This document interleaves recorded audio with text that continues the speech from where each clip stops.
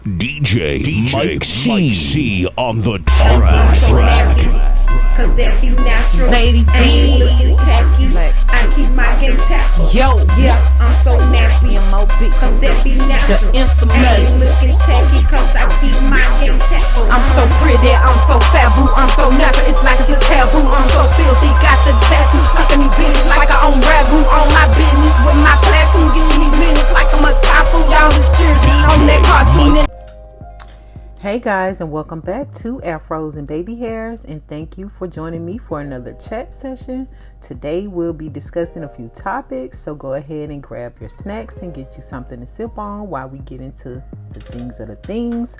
Also, make sure to subscribe if you haven't done so already. Hit the like button to help us grow, and be sure to leave your thoughts and opinions down in the comment section below. Copyright disclaimer. Under Title 17 U.S.C. Section 107, allowance is made for fair use for purposes such as criticism, comment, news reporting, teaching, scholarship, and research. Fair use is permitted by copyright statute that might otherwise be infringing. Nonprofit, educational, or personal use tips the balance in favor of fair use. So hey guys, how is everyone doing? Hopefully all is well. I hope you are staying healthy, dry and warm this season. Me, I'm not feeling it this season. It sucks the entire life out of my being, and I cannot do this cold weather. Other than that, I am blessed and highly favored, pushing through the matrix like it's my mission and purpose. But other than that, I'm good, but that's enough about me. Let's get into these topics. And the first topic is on Charleston White saying that women don't rap. He said really that only women sing like R&B, they sing ballads, they sing gospel, do poetry, all of that, but it's like women cannot rap. You're considered a bitch or a whore in his opinion. So to me, by him saying that, really, what does that even mean? It's like when you are rapping, you are pretty much doing poetry in a sense. You're also, the same skill is required for writing lyrics to R&B songs. It's the same technique to writing ballads. It's the same techniques for writing gospel. It's like somebody, a female in particular, who raps probably can also write any other type of song. But that makes no sense to me, because ultimately I started writing raps, poetry, songs, whatever, like R&B songs and all of that when I was like 8 years old. So in that case, what do you call children who rap that happen to be female? So he not making no sense. He's an idiot, and he really is getting on my nerves.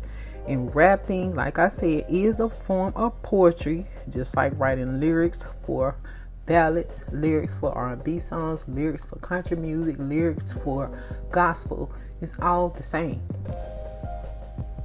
So anyway, it's just some rappers cannot sing, but that does not mean that they cannot rap. Anyway, let me know y'all opinion on this dude. Also, what else? Yeah, basically no one asked for his opinion or his perspective, because clearly it really don't matter at this point. No one is asking him. I think he's really mad that he can't rap. He looks like he wants to dress like a rapper. He wants to dress like a thug, but he doesn't have that skill. So he just gets on the internet and troll. That's what I think, ultimately. But yeah, like I said, let me know y'all thoughts on this dude. Anyway, speaking of Charleston White, word on the curb is he got beat up in the middle of his comedy show. And this is from Hip Hop Vibe. It says Charleston White is not an easy person to define, but he is good entertainment. This year has seen him become one of the most famous people on the internet. When Charleston White speaks, he hilariously tells the truth about things. He's become so popular that it's easy to forget that he is a comedian. In the middle of one of his recent comedy shows, White got jumped. Charleston White often discusses street topics, and he's called out some industry people. Often, he says people aren't as tough as they seem. He says they won't do anything to him regardless of what he says about them. The fact remained true until some people wound up coming into his recent show. To his credit, Charleston White didn't back down from them. Charleston White was on stage performing his stand-up routine when some guys confronted him. As a result, White first picked up a flower pot and threw it at the guys. After that, he hit one guy with his microphone. Finally, he ran for a chair to defend himself, but at least 5 guys jumped him. So, while he did get beaten, while White was jumped and security was nowhere to be found. So, yeah, I think it's a few people getting tired of this dude and his trolling antics. It's really not that funny. I mean, I've heard a few of his little clips on the internet, and none of them seem to have been funny to me. So, and he's rubbing a few people the wrong way. I think he's really disgusting. At first I could stomach him a little bit, but after, I heard what he said about Krishan, Baby, and all of that, he's just not good people to me. He doesn't have good energy. Like, nothing about him betting on that baby and all of that is funny. Nothing about that is cute. So, no. But anyway, let me know what y'all think about this idiot in the comments below. Moving on to the next topic, and this is about Kenan and Kel star breaks silence after being rushed to hospital. And this is from the Metro. Kenan and Kel star Kel Mitchell was rushed to hospital in LA on Tuesday, but has since broken his silence. The 45-year-old comedian is now on the road to recovery after a genuinely frightening time in hospital. Taking to social media, he also thanked fans for their flood of prayers. The reason for Kel's hospital visit is still unknown.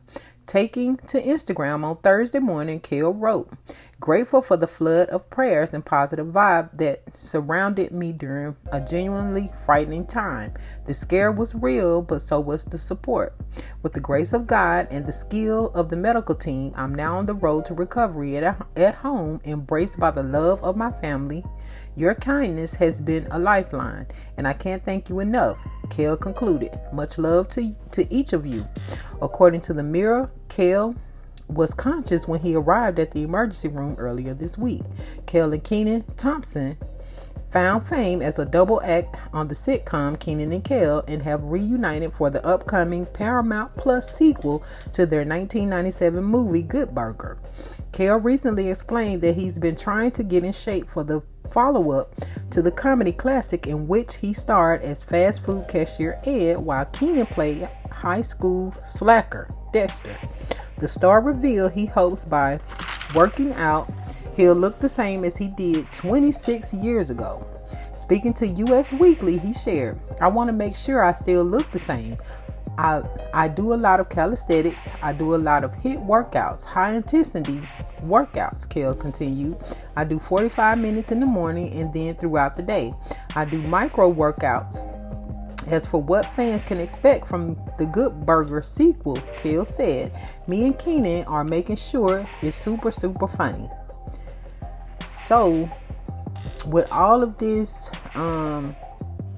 talk about the sequel coming out and he wants to look like he did 26 years ago, it sounds like he overexerted himself, doing all this working out, 45 minutes in the morning, all these workouts throughout the day, doing HIIT workouts, and it's like, why are you trying at 45 years old to look like you 15?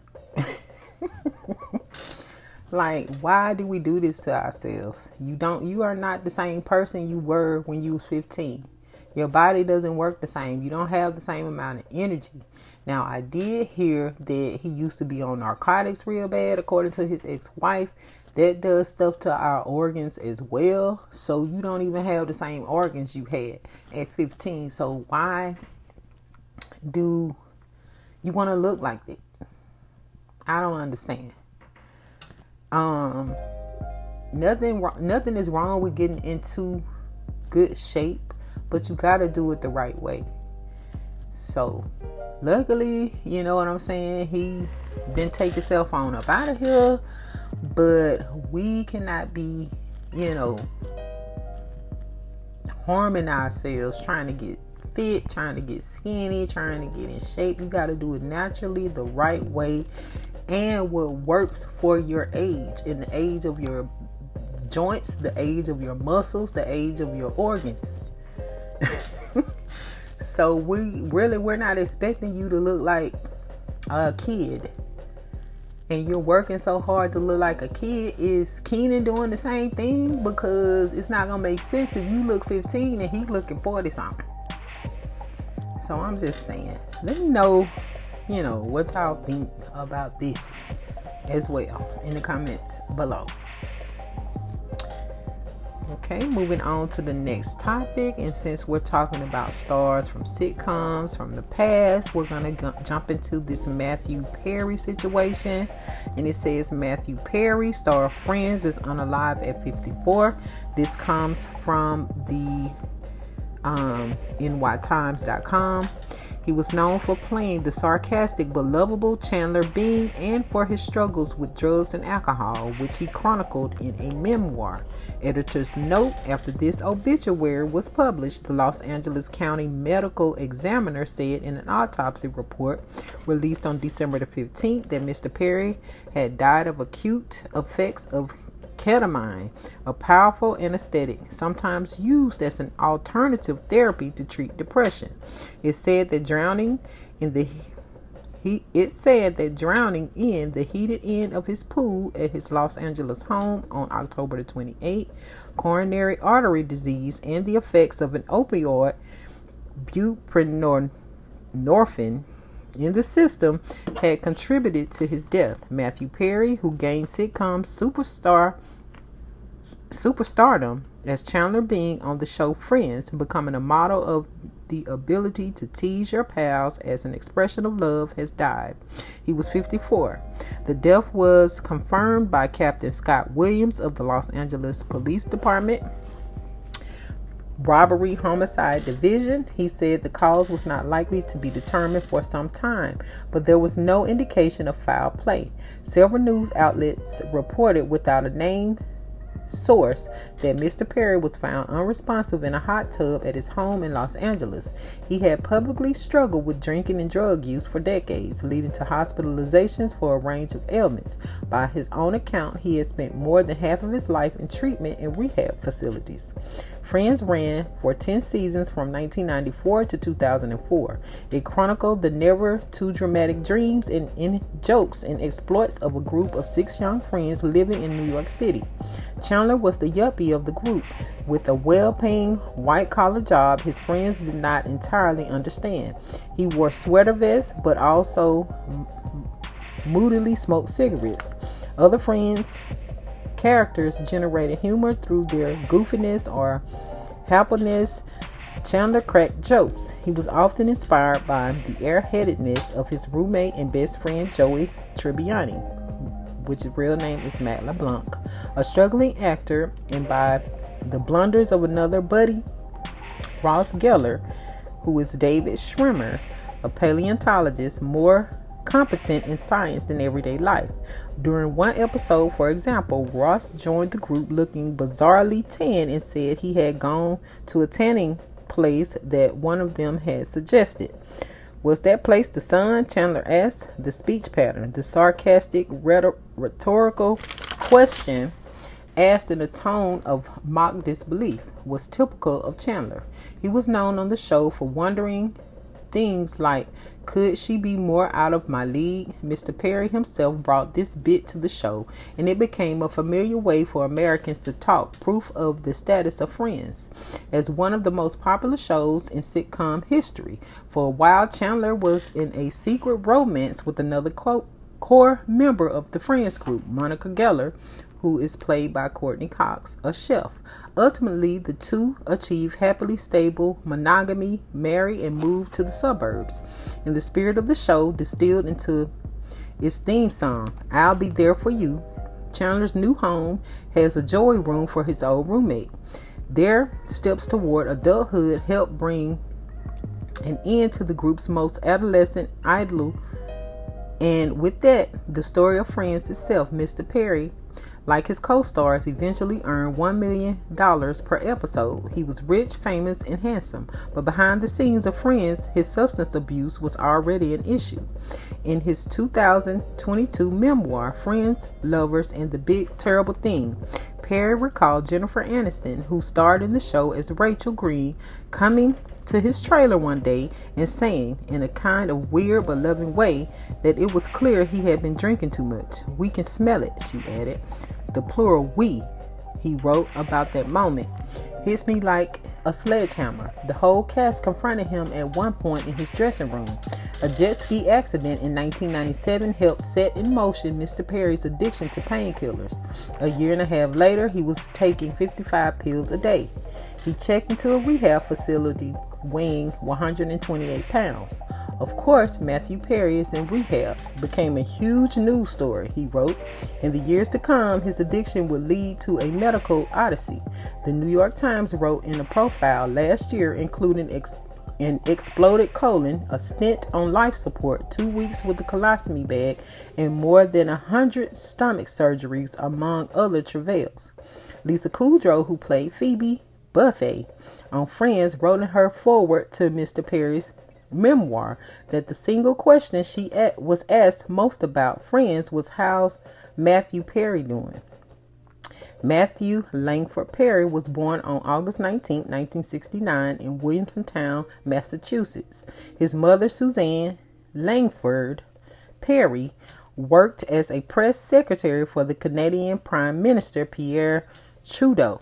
His father, John Bennett Perry, was a character actor. His parents divorced when he was a baby, and Matty grew up largely with his mother and stepfather, Keith Morrison, in Ottawa. He was one of Canada's top-ranked junior tennis players. When he was 15, he moved in with his father in Los Angeles, hoping to devote more time to tennis and leave behind unhappiness he felt about his place in his mother's second family. After a couple of years in Los Angeles, Matthew decided that he had figured out what would make him happy. Fame would change everything, and I yearned for it more than any other person on the face of the planet, he wrote in his memoir. I needed it. It was the only thing that would fix me. I was certain of it. In 1988, still a teenager, he made his film debut starring alongside River Phoenix in A Night in the Life of Jimmy Reardon. He appeared on several sitcoms. It was clear that he was an up-and-coming actor, but he remained that way for several years. One day, when he was 24, alone in his small Los Angeles apartment, he got on his knees and prayed to become famous, no matter what else would happen to him in the process. Three weeks later, he was cast in Friends. Early on, Courtney Cox, whose career to that point had outpaced her fellow cast members, announced to the group, "There are no stars here," Mr. Perry recalled in his memoir. "This is an ensemble show. We're all supposed to be friends," Mr. Perry continued. "So we did what she suggested. From that first morning, we were inseparable. We ate every meal together." During his years on Friends, Mr. Perry starred in a number of movies that flopped commercially, like Almost Heroes, 1998, with Chris Farley, and Three to Tango, 1999. He got good reviews for his supporting role as a likable, beleaguered dentist in The Whole Nine Yards, 2000, starring Bruce Willis. After Friends, Mr. Perry starred in a few more TV shows like Studio 60 on the Sunset Strip, 2006 to 2007, written by Aaron Sorkin, and an adaptation of Neil Simon's play The Odd Couple that ran on CBS from 2015 to 2017. In his memoir, Mr. Perry pointedly described struggles with self-esteem and commitment through several romantic relationships, including some with prominent actress like Julia Roberts. He never married or had children. He had several half-siblings from his parents' remarriages. Information about his survivors was not immediately available. Since Friends went off the air, its fan base has only grown. The show has even helped people around the world learn English. 2 years ago, Mr. Perry, by his own account, newly sober, appeared in a televised reunion of the Friends cast, in which its stars revisited some of the show's most famous sets, like the Central Perk coffee shop, to reminisce about old episodes.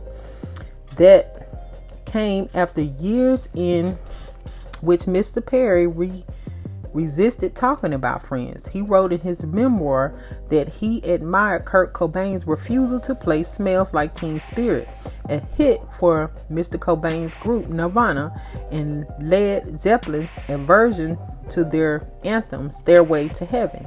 He did gain a new attitude toward publicly recalling his past thanks to writing, he told the Times last year. In a single interview, he spoke again and again about the idea that his confessional stories might help fellow addicts. Whenever I bumped into something that I didn't really want to share, he said, I would think of the people that I would be helping, and it would keep me going.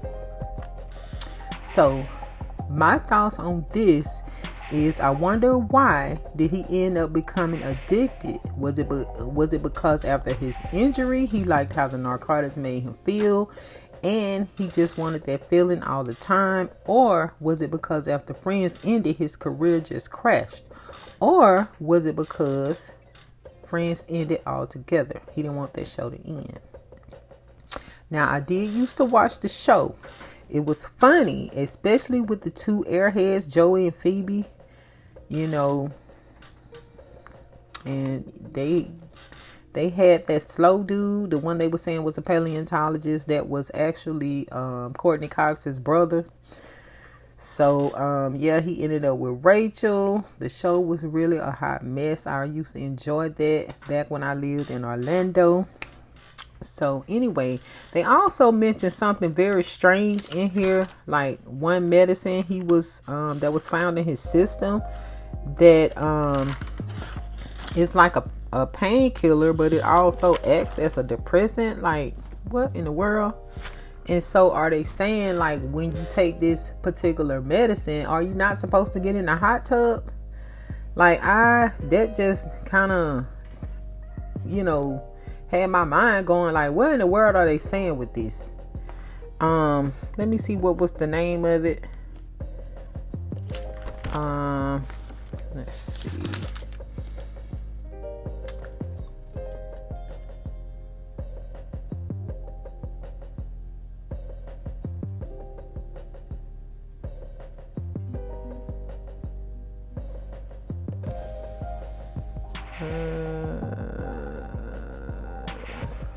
Okay, he had the effects of ketamine. Yeah, ketamine is a powerful anesthetic, sometimes used as an alternative therapy to treat depression. So an anesthetic is like they put you under anesthesia when you're about to have surgery. They want you to go to sleep.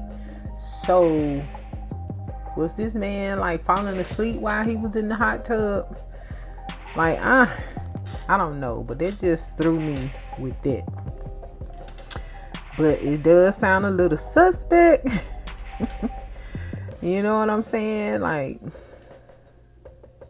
why y'all giving this man an anesthetic if he's depressed? And you already know that he's an addict, so you know he's going to be taking like a big chunk of them all at once. And then they said he was on something else too. Then he's an alcoholic or a recovering alcoholic. All this going on while this man is in this hot tub. Either way, my condolences to the loved ones. May he now finally be at eternal peace. Whatever he was going through, it's no more, hopefully. So yeah, guys, let me know y'all thoughts. I wanted to touch on this because I did used to watch that show and they had me cracking up back in the day. So yeah. On that cartoon and I'm still on top of these bubbles. I'm so nappy. All these dudes that wanna get at me, I'm so cultured and I'm happy. Just switches wanna come back me, cause I'm comfortable in my skin.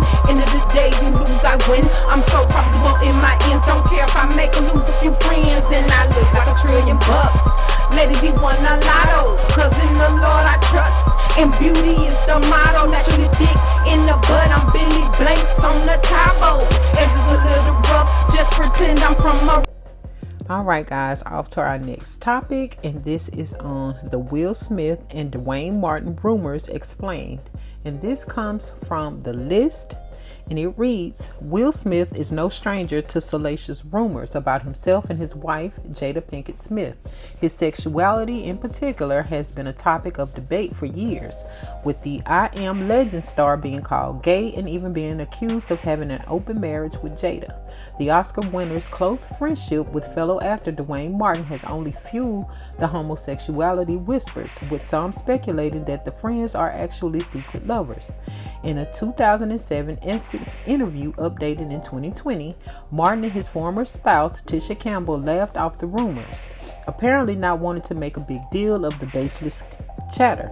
However, Campbell once again addressed the allegations in a March 2012 tweet urging people to stop spreading the lies. Unfortunately, her pleas did nothing to sway the hearsay about the longtime pals, whose friendship stems from the early 1990s when Martin appeared on Will's hit TV sitcom The Fresh Prince of Bel-Air. Will even lent Martin money ahead of his divorce from Campbell that ultimately left her penniless. Previously, both men had seemed to be unbothered by the tales. However, with the rumors resurfacing yet again, it seems the Smiths are not taking the reports so lightly this time around. A former employee claims to have walked in on Smith and Martin having sex. Will Smith and Dwayne Martin were the topic of another, more scandalous saga in November 2023. A former friend and assistant of Smith named Bilal sat down for an interview with YouTuber Tasha K. During the explosive chat, Bilal declared he walked in on Smith and Martin engaging in a sex act. Bilal says the men were inside Martin's dressing room at the time. This time, Smith's representative gave a statement to TMZ, slamming the allegations. This story is completely fabricated and the claim is unequivocally false. They said Martin refused to acknowledge the situation when the publication reached out to his camp for comment on the outlandish story. However, Jada Pinkett Smith had a lot to say on the matter. Days after the interview appeared online, Jada joined the Breakfast Club to deny the allegations. She explained that Bilal is a disgruntled former employee and potential business partner of Smith's who felt he was not properly compensated. She even revealed that Bilal previously tried to shake down the couple with similar claims. Now the Smiths are planning to sue over his statements, evidently all out of patience with such accounts. Dwayne Martin and Will Smith sparked gay rumors during 2011 vacation. Years ago, gossip blogs probed into Dwayne Martin and Will Smith's relationship after the two were spotted on vacation in December of 2011. Star Magazine, via Gossip, broke the story that Smith and Martin were seen partying in Trinidad without their wives. The men allegedly spent time together on a yacht and had dinner, with the outlet declaring that Smith was not wearing his wedding ring. Days later, the men flew to Miami together, where they hung out a bit more before Jada Pinkett Smith eventually joined her husband. Aside from their Trinidad getaway, Smith and Martin had been accused of taking several other trips together, including to Las Vegas. Even with this vacation, Jada and Tisha Campbell were not present. It was also reported that Jada allegedly wasn't fond of the bromance. In fact, insiders told the outlet that Smith and Martin spent so much time together and was straining the Smith marriage and had the potential to break the couple up. While promoting her memoir, Worthy, in October of 2023, Jada revealed that She and Will have been separated since 2016. However, there is no official word on whether the friendship between Will and Martin was to blame. Now, I'm about to give y'all my thoughts on this whole situation. My first thought is, I don't believe Will is homosexual, but if he is, it is okay. I don't understand why keep it a big secret in this day and age. However, he does have the right to keep his private life private. So even if he is, he doesn't have to tell the world. You know what I'm saying? Some people choose to keep their private life private, unless they're about to get married and they want to make that a big thing. But some people get married and everything, and you never know who their spouse is. So he has a right to keep his private life private. So if anything is going on and he don't want the world to know, even if it may be true, he doesn't have to tell us. Secondly, him going on trips with his homeboy means nothing. When you're rich and famous, like in the poor man world, a dude and his homeboy may go to the local cigar lounge and chill and have some drinks or whatever. But famous people can't really do that. They can't really do the things regular people do. So copping a yacht and having dinner on the way to an island is regular for famous people. I don't believe there's anything sexual going on with the men, because no one has pictures of them kissing, hugging, being affectionate. Even with all the snooping people have done in the past, they still haven't been able to capture anything to solidify these claims. You just seeing them together means nothing. Now, thirdly, that Bilal dude is the only person who claims to have caught them in the act. Out of all of these years, Will has been famous, and as long as him and Dwayne has been friends, no one else from either of their teams have caught them doing anything. No other assistants, managers, captains of these yachts, no pilots on the plane, none of the staff on these planes, not even the wives have caught them. But this guy just so happened to catch something. Like, it would have been something being said, some kind of picture, something way before now. You know what I'm saying? So that to me says y'all just, talking out the side of your neck. I don't even know how this rumor started, but I feel like somebody that famous, wealthy, you know what I'm saying, if some rumors were starting like that and it was true, or you're insecure, he would have been ended his friendship with Dwayne. They are still friends. They've been friends since the 90s. You know what I'm saying? He hasn't ended this friendship. So I don't know. Now the other thing is, dude thinks he's owed money and has proof to back it up. Why not just sue the Smith for the money? Why are you coming forward with rumors and sitting down and having all of these conversations with YouTubers, and you want to do interviews and all of this? Why not just sue for the money that you think that you're owed? That would make more sense. If they owe you money, sue for the money. You work for the man, sue for the money that you think that you're owed. Why go out and try to ruin his reputation, ruining the matter even more? If you say you were his friend, then why would you do a friend like that? Business is business. Friendship is different. You see what I'm saying? It's like sue the business. Whatever he calls his business, the Smith LLC, whatever. Sue that and get your money. And it's the only thing I can say. It just doesn't look right. It doesn't sound right. Why are you bashing someone who gave you a livelihood for so many years? And then you say y'all were friends. Why would you throw your friendship down the drain over money? Doesn't make sense. Also, Will did play gay in the movie. If that didn't tarnish his career, him being bisexual or gay in real life won't either. We also know about the director's couch, so he could be just gay for pay. but it's his business. The only people this info should matter to is the people he is involved with. And if they're okay with all this, what can we do about it? He needs more good movies for us to watch and more accolades to get. His private life should remain private. So when I say he played gay in a movie, sometimes when you play certain roles, your entire audience will look at you differently. You get what I'm saying? So if after he played gay and whatever the name of that movie was, I haven't seen it.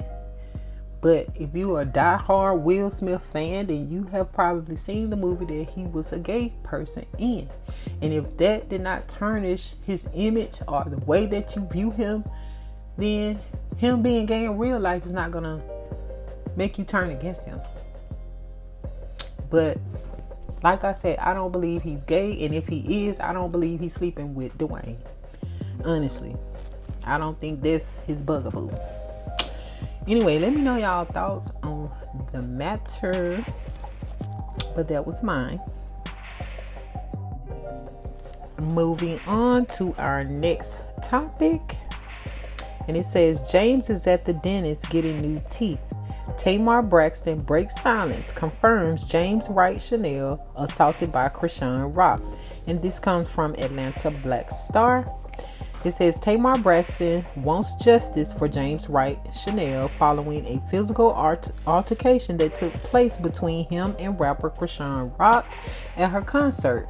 Earlier this week, reports about the 23-year-old reality star allegedly punching Braxton's backup singer in the face so hard that he needed to be hospitalized went viral.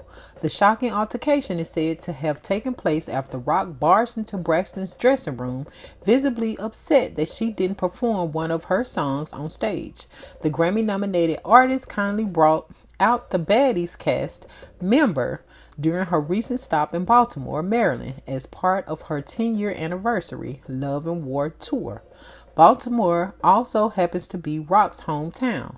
Ever since the supposed assault took place, music executive LaTorri Davis has spoken out on numerous occasions in defense of Chanel while Braxton remains silent.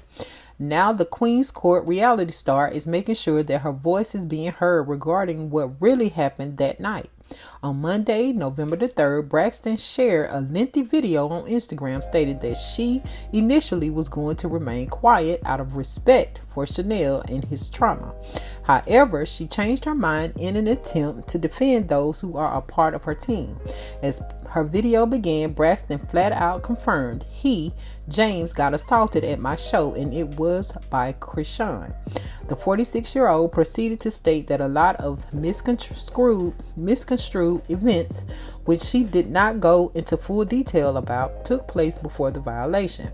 The My Man performer is no stranger to bring in the limelight at a young age. Is no stranger to being in the limelight at a young age and seemingly wanted to provide guidance to Rock. Braxton said she viewed the Vibe performer as a younger sister whom she wanted to take under my wing. Krishan is like a little sister to all of us watching her and watching her make mistakes. We want to help, she said. Braxton added that she did not invite Rock on the tour to perform or to open up for her, noting that she only suggested she and the fellow Maryland native take part in a twerk-off. Elsewhere in the 9-minute explanation, she said she wishes she'd been assaulted and stressed that people have cried and fainted during her shows, but no one has ever been a victim of violence. This is a safe, loving, healing place, she said before apologizing to her team. I don't know. I have to apologize to my team if my silence have made you all feel like I have not been supportive to you.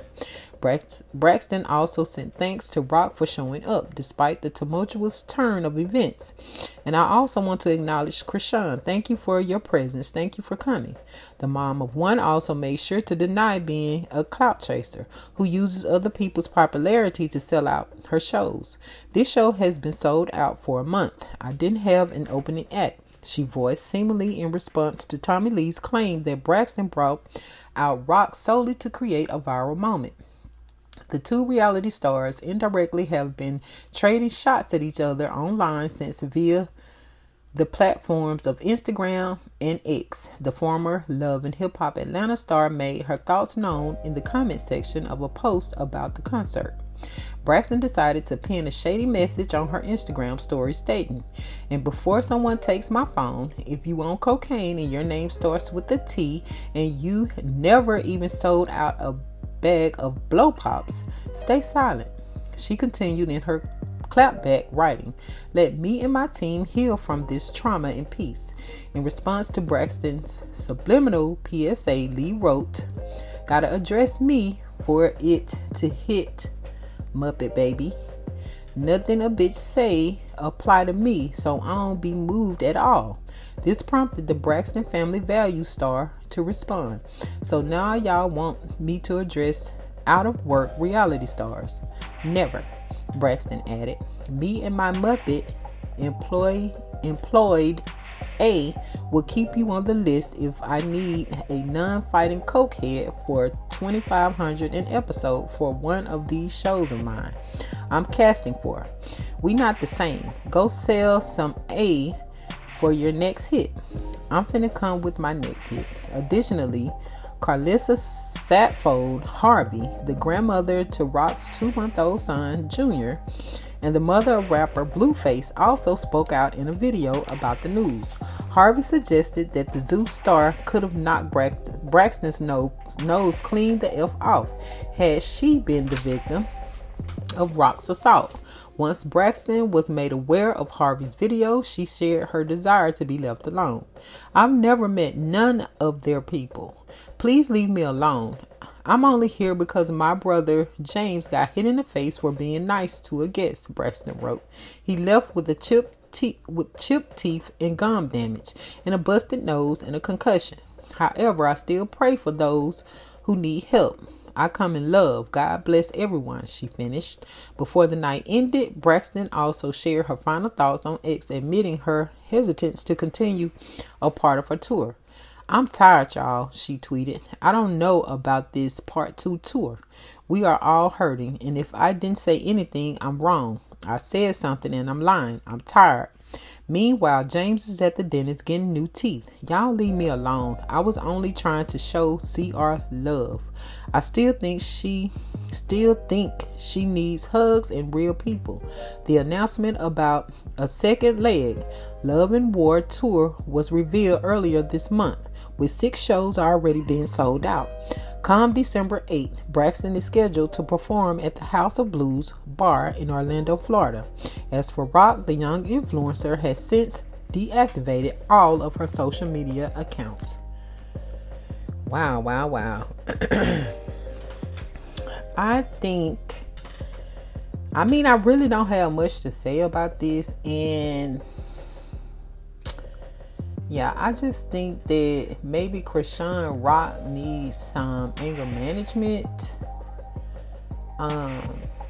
If she's getting upset because she didn't get a chance to perform her song and she's knocking people's teeth out that don't have nothing to do with scheduling her to perform, yeah, she needs some type of anger management. And I really don't understand why Tamar invited her. And she said it wasn't for clout, but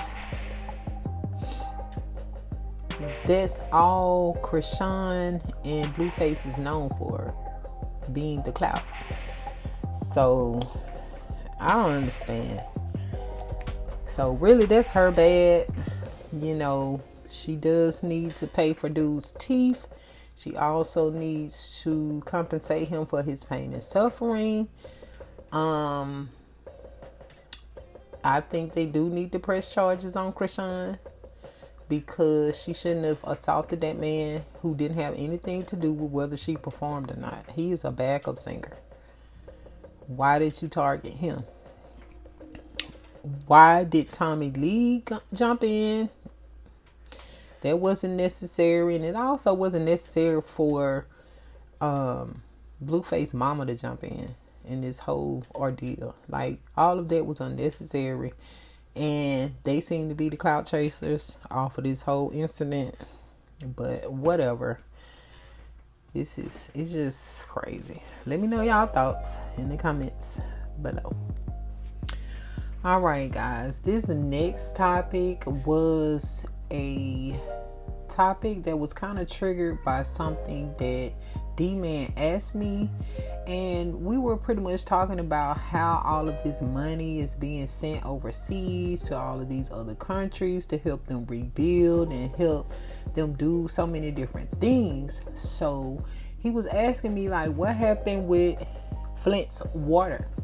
You know, that whole water crisis that was going on. So I decided to do a little digging, and we're about to get into it to see what is going on with Flint's water. So let's get into it. Grab your drinks. Let me take me a sip before we even get started, because this is a little lengthy. So yeah, here we go. Flint water crisis fast facts, and this is from ABC17news.com via CNN. Here's a look at the water crisis in Flint, Michigan, where cost-cutting measures led to tainted drinking water that contained lead and other toxins. Facts: Flint once thrived as the home of the nation's largest General Motors plant. The city's economic decline began during the 1980s when GM downsized. In 2011, the state of Michigan took over Flint's finances after an audit projected a $25 million deficit. In order to reduce the water fund shortfall, the city announced that a new pipeline will be built to deliver water from Lake Huron to Flint. In 2014, while the pipeline was under construction, the city turned to the Flint River as a water source. Soon after the switch, residents reported changes to the water's color, smell, and taste. Tests in 2015 by the Environmental Protection Agency, EPA, and Virginia Tech indicated dangerous levels of lead in the water at residents' home. Lead consumption can affect the heart, kidneys, and nerves. Health effects of lead exposure in children include impaired cognition, behavioral disorders, hearing problems, and delayed puberty. A class action lawsuit charged that the state wasn't treating the water with an anti-corrosive agent in violation of federal law. As a result, the water was eroding the iron water mains, turning the water brown. Additionally, about half of the service lines at homes in Flint are made of lead, and because the water wasn't properly treated, lead began leaking into the water supply, in addition to the iron. Overall, more than a dozen lawsuits, including several additional class action suits, were filed against Michigan and the city of Flint, as well as various state and city officials and employees involved in the decision to switch the source of drinking water and those responsible for monitoring water quality. The range of remedies sought included monetary compensation for lead poisoning and refunds for water bills. March the 22nd, 2012, Genesee County announces a new pipeline is being designed to deliver water from Lake Huron to Flint. The plan is to reduce costs by switching the city's water supplier from the Detroit Water and Sewage Department, DWSD, to the Karagandhi Water Authority, KWA. April 16, 2013, on the City Council's recommendation, Andy Dillon, the state treasurer, authorizes Flint to make the switch to Flint River water. April 25, 2014, the switch to water from the Flint River takes place. August 14, 2014, the city announces fecal coliform bacterium has been detected in the water supply, prompting a boil water advisory for a neighborhood on the west side of Flint. The city boosts the amount of chlorine in the water and flushes the system. The advisory is lifted on August the 20th. September the 5th, 2014, Flint issues another boil water advisory after a positive test for total coliform bacteria. The presence of this type of bacteria is a warning sign that E. coli or other disease-causing organisms may be contaminating the water. City officials tell residents they will flush the pipes and add more chlorine to the water. After 4 days, residents are told they can safely resume drinking water from the tap. October the 1st, 2014, the Michigan Department of Environmental Quality, MDEQ, issues a governor's briefing paper outlining possible causes for the contamination issues. Among the problems are leaking valves and aging cast iron pipes susceptible to a buildup of bacteria. The MDEQ concludes flushing the system and increasing chlorine in the water will limit the number of boil water advisories in the future. October 2014, the General Motors plant in Flint stopped using the city's water due to concerns about high levels of chlorine corroding engine parts. The company strikes a deal with a neighboring township to purchase water from Lake Huron in lieu of using water from the Flint River. The switch is anticipated to cost the city about $400,000. January the 2nd, the city warns residents the water contains byproducts of disinfectants that may cause health issues, including an increased risk for cancer over time. The water is deemed safe for the general population, but the elderly and parents of young children are cautioned to consult with their doctors. January the 12th, 2015, the DWSD offers to reconnect the city with Lake Huron water, waiving a $4 million fee to restore service. City officials decline, citing concerns water rates could go up more than $12 million each year, even with the reconnection fee waiver. January the 21st, 2015, residents tote jugs of discolored water to a community forum. The Detroit Free Press reports children are developing rashes and suffering from mysterious illnesses. February 2015, the MDEQ notes some hiccups in the transition, including a buildup of TTHM, a cancer-causing byproduct of chlorine and organic matter. In a background paper submitted to Governor Rick Snyder, the MDEQ states that elevated TTHM levels are not an immediate health emergency because the risk for disease increases only after years of consumption. Snyder announces a $2 million grant to fix problems in the pipes and sewers.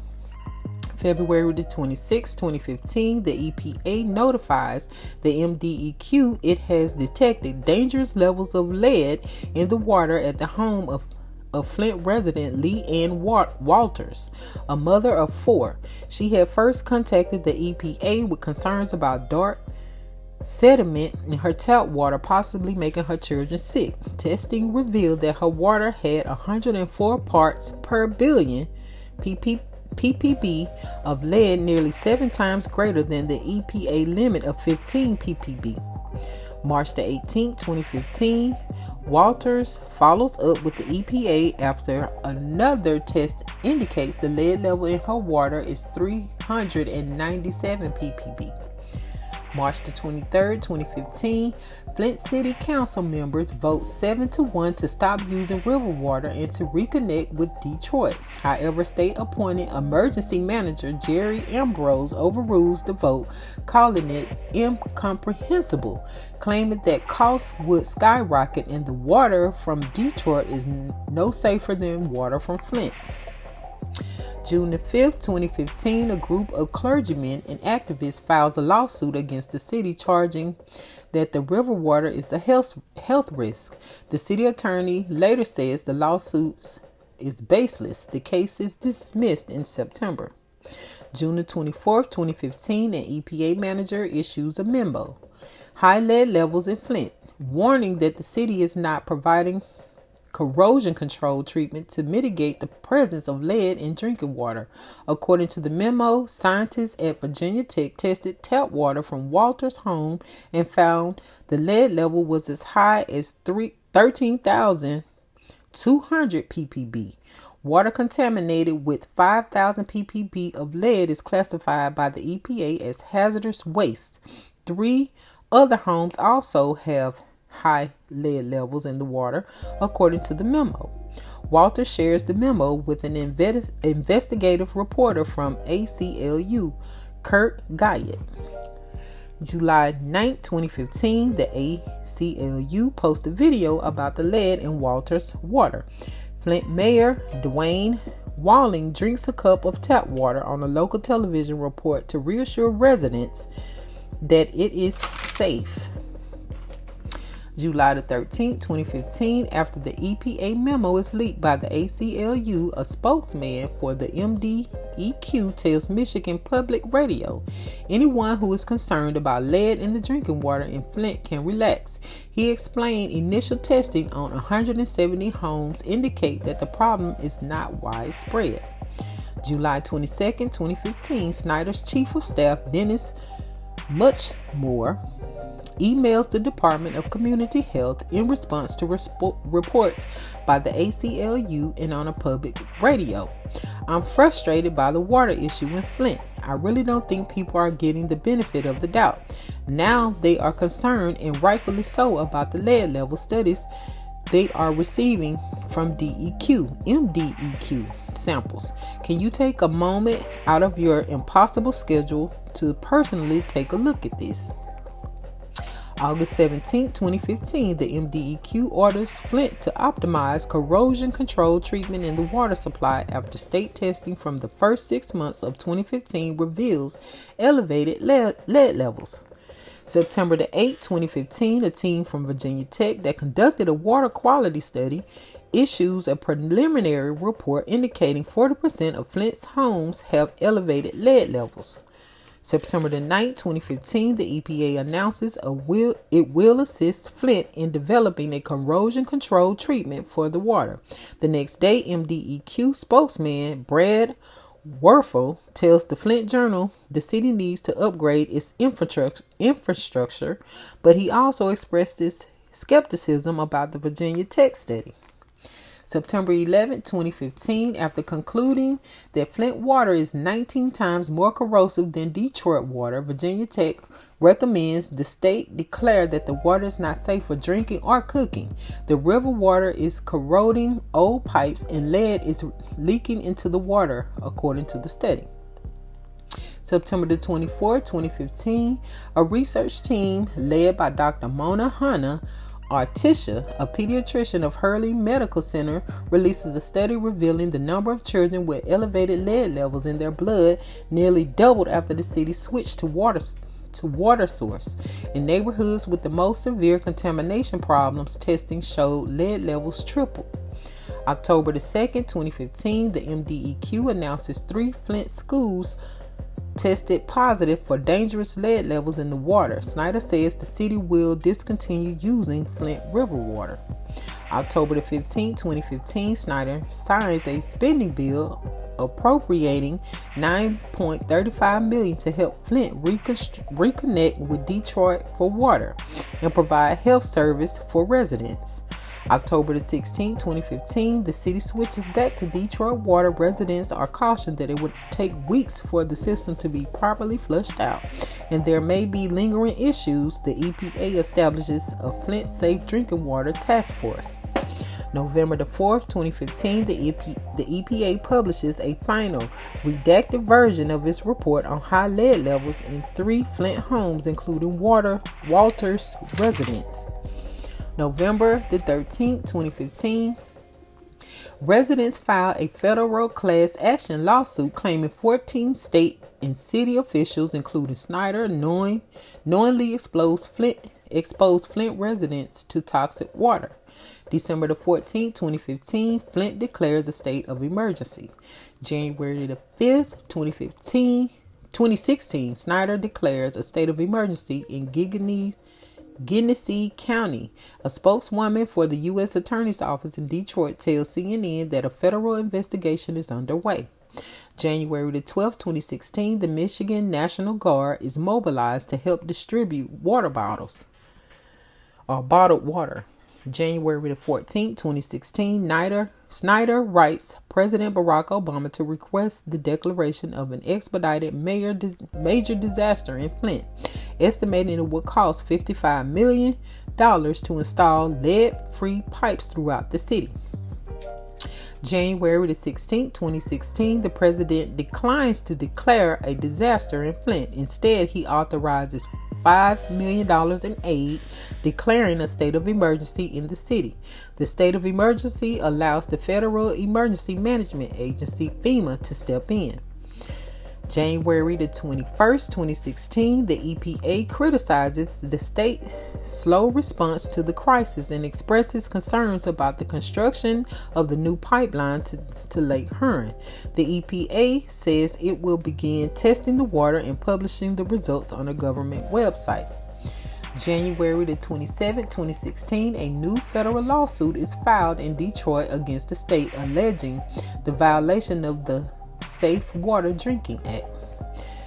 March the 17th, 2016, Snyder testifies before the House Committee on Oversight and Government Reform. March the 31st, 2016, attorneys, including some with the NAACP, filed a class action lawsuit against Lockwood, Andrews, Newman PC, the state of Michigan, Snyder, and others. Plaintiff seeks damages for those affected by the water crisis. April 20th, 2016, criminal charges are filed against government employees Mike Glasgow, Stephen Bush, and Mike Prisby. Bush, a district water supervisor for the MDEQ, and Prisby, a district water engineer, each face 6 charges. Glasgow, a former laboratory and water quality supervisor who now serves as the city's utilities administrator, is charged with tampering with evidence, a felony, and willful neglect of duty, a misdemeanor. All are on administrative leave. April the 25th, 2016, 514 residents and former residents of Flint filed a class action lawsuit against the EPA. The plaintiff alleged negligence and demand more than $220 million in damages for the EPA's role in the water crisis. May the 4th, 2016, Obama visits Flint to hear firsthand how residents have endured the city's water crisis and to highlight federal assistance to state and local agencies. May the 4th, 2016, Glasgow reaches a deal with prosecutors contingent on his cooperating as a witness in the investigation. Glasgow gives a plea of no contest to willful neglect of duty, a misdemeanor, and the felony charge of tampering with evidence is dismissed. He is released on personal bond following the plea agreement. June the 22nd, 2016, Michigan Attorney General Bill Shute filed civil lawsuits against 2 companies for their alleged role in the Flint water crisis. Veolia North America is charged with negligence, fraud, and public nuisance. Lockwood, Andrews, and Newman, LAN, is charged with negligence and public nuisance. July 29, 2016, 6 current and former state workers are charged as the criminal investigation continues.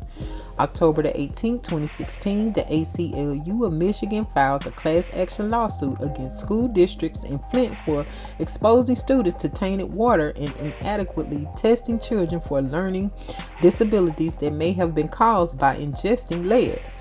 November the 10th, 2016, the state of Michigan and city of Flint are ordered to deliver bottled water to homes where the government hasn't checked to ensure that filters are working properly. December the 20th, 2016, 4 officials, 2 of Flint's former emergency managers who reported directly to the governor, and 2 water plant officials are charged with felonies of false pretenses and conspiracy. They are accused of misleading the Michigan Department of Treasury into getting millions in bonds and then misuse the money to finance the construction of a new pipeline, forcing Flint's drinking water source to be switched to the Flint River. January the 24th, 2017, the MDEQ reports that lead levels in the city's water tested below the federal limit, according to recent 6-month study. January the 30th, 2017, a $722 million class action lawsuit is filed against the EPA on behalf of more than 1,700 residents impacted by the water crisis. February the 17th, 2017, the Michigan Civil Rights Commission issues a report, The Flint Water Crisis, Systematic Racism Through the Lens of Flint. According to the 129-page report, deeply embedded institutional, systemic, and historical racism indirectly contributed to the ill-fated decision to tap the Flint River for drinking water as a cost-saving measure. March the 17th, 2017, the EPA announces that it has awarded $100 million to Flint for drinking water infrastructure upgrades. March the 28th, 2017, a federal judge approves a $97 million settlement in which the state of Michigan agrees to replace lead and galvanized steel water lines in the Flint. The state will cover the cost of replacing water lines, the pipes that connect household plumbing to the main distribution pipe running beneath the street for at least 18,000 Flint households by 2020. June the 14th, 2017, the Michigan Attorney General's Office announces that several state officials have been charged with involuntary manslaughter in connection with a Legionnaires' outbreak between June 2014 and November 2015 that killed at least 12 people. October the 12th, 2017, the House Oversight Committee sends a letter to Snyder requesting clarification regarding his sworn testimony that he did not learn about an outbreak of Legionnaire's disease in Flint until 2016. Questions about the accuracy of the governor's statement are rooted in court testimony by one of his aides who said he told Snyder about the outbreak in December 2015. April the 6th, 2018, Snyder announces the end of a free bottled water program in Flint, claiming the water quality has been restored. The program was part of a $450 million state and federal aid package. The state had been handing out bottled water in filters at several distribution points across the city and will stop once the current supply runs out. July the 19th, 2018, the EPA Inspector General publishes a report that strongly criticizes the local, state, and federal government's delayed response to the water crisis. August the 20th, 2018, a judge rules that there is sufficient evidence to proceed with the criminal trial for one of the officials charged with involuntary manslaughter in connection with the Legionnaire's disease outbreak.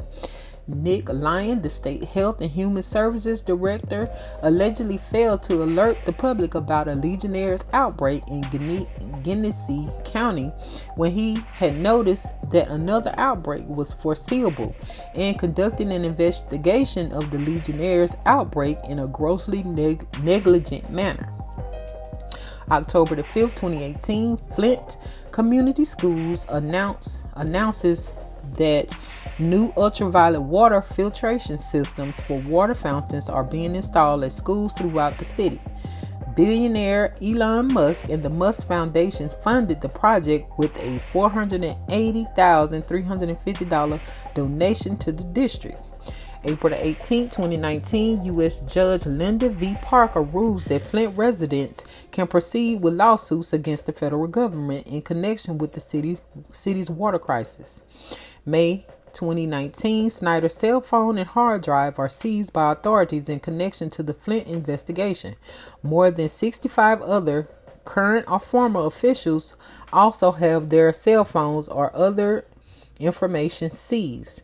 June the 4th, 2019, Mayor Karen Weaver issues a statement in response to EPA Administrator Andrew Willer's claim that Flint water is safe to drink. My feelings regarding if and when I will declare the water safe for residents to drink have not changed. The medical community and scientific community will both have to be in agreement after a period of testing over time that the water is safe to drink before I ever declare it safe. June the 13th, 2019. Prosecutors drop all pending criminal charges related to the crisis and declared the investigation will start again from scratch. The investigators had concerns about the approach and legal theories embraced by the special counsel conducting the probe, particularly the way the evidence collection had been handled, according to a press release from the Michigan Attorney General. The special counsel entered into agreements with private law firms that allowed defense attorneys to play a role in deciding what information was turned over to law enforcement. There were 8 open cases against officials, including Lyon, a state health director charged with involuntary manslaughter. The move does not impact the 7 officials who previously pleaded guilty to offenses. July 3rd, 2019, Snyder turns down an offer to become a Harvard senior research fellow amid backlash over the potential appointment. October the 10th, 2019, the EPA proposes its first major revision in 2 decades of federal regulations on lead in drinking water in response to the crisis in Flint and other cities. The proposed lead and copper rule would change the requirements that local water systems must meet for testing, and if lead content is above allowable levels, the procedure to replace lead service lines from their networks. August the 20th, 2020, the state of Michigan and other defendants reached a $600 million settlement in the Flint water crisis lawsuit. The settlement will establish a court-monitored victims' compensation fund that will provide direct payments to Flint residents. On November 10, 2021, a federal judge gives final approval of the settlement. October the 7th, 2020, residents of Flint filed a civil lawsuit against 3 investment banks. According to the complaint, J.P. Morgan Chase, Wells Fargo, and Stifel Nicholas and Company in 2014 underwrote the bond sale that financed and enabled Flint's participation in the Karagundee Water Authority pipeline. The banks knew that a necessary element of the plan was the use of raw, untreated Flint River water as an interim drinking water source, which would expose Flint's residents and water users to lead poisoning and Legionella bacteria. January 13, 2021, Snyder and former Flint Public Works Director Howard Croft are each charged with 2 counts of willful neglect of duty. September the 20th, 2022, a study published in JAMA Network Open finds that the crisis had long-term mental health effects, with 1 in 5 Flint residents meeting the criteria for presumptive major depression, 1 in 4 for presumptive post-traumatic stress disorder, PTSD, and more than 1 in 10 for both disorders. October the 4th, 2020, a judge dismisses charges against 7 former top Michigan state officials for their alleged role in the crisis. The indictments had been deemed invalid by a panel of Michigan Supreme Court judges in June.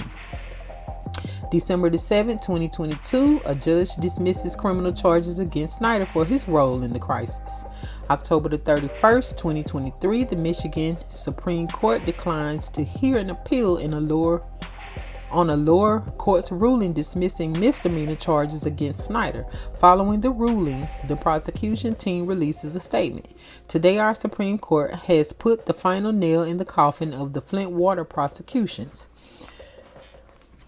So that was the end of that. Looks like no one really got in trouble. I guess the consequence for it all was these people are still sick. Children are still sick, have learning disabilities, behavioral disabilities. They probably are delayed with the puberty. And this Legionnaires situation is still affecting a lot of the individuals. It also says that some people actually died during this process, or are unalive, I meant to say. So it seems like nobody is in trouble. Everybody got compensated, so that was the consequence at the end of the day. But if you all get a chance to look up how those pipes were looking, you will be sick to your stomach. And I just feel like this was absolutely how can I put this? It was more or less a experiment. They kept dragging their feet, even when these people were complaining about the water being brown, even when they started complaining about the kids getting rashes, even when, all of these different things were going on and nobody was doing anything about it. They kept trying to cover it up and push forward with using the dirty water. Like, it sounds like it was a mere experiment. And no amount of money can reverse some of the damages that has been done. So at the end of the day, they got the results they were looking for.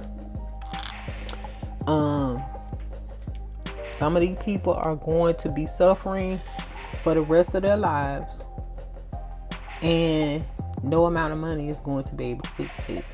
And the scary part about that is they can decide to do this wherever they want to next. I feel like something is wrong with the water in certain places in Texas as well. We have the hardest water here, and from what I've heard, although the water is not brown, there's so much stuff going on in the water out here. It damages your skin. We've been out here roughly about 13 years, and I've seen the significant change in my hair, my skin, everything. It's totally different. And the only time that I did not experience this is when we lived in our home and we got a whole entire system, a filtration system put on our home. At that point, I didn't have any skin problems, hair growth problems, hair problems. I didn't have any of that. We could drink it directly from the faucet, but we had a whole entire filtration system on our house, and that is not cheap. Right now, we don't have that. Before we moved in that particular home, we didn't have that. So you can see the difference clearly. But I don't know where else they're experimenting. And like they said, when the NAACP got involved, is because where they were having these issues with the water is where predominantly people of color live. So they can pick and choose where they want to contaminate the water. And even though they're cleaning it with all this bleach, like they said, over a period of time, that will also cause different ailments long term. You know what I'm saying? So it's like, this is wild. And just to hear that nobody is, no justice is being served in this whole entire matter. That's why I say it seems like it was an experiment, and all of these people involved were protected from the beginning. So that's just my opinion, but let me know y'all thoughts on that. All I can do is say we probably do need to pray for all of our people that were, suffering during, because of this, or experienced this. You see what I'm saying? But hopefully they took the money and left the area.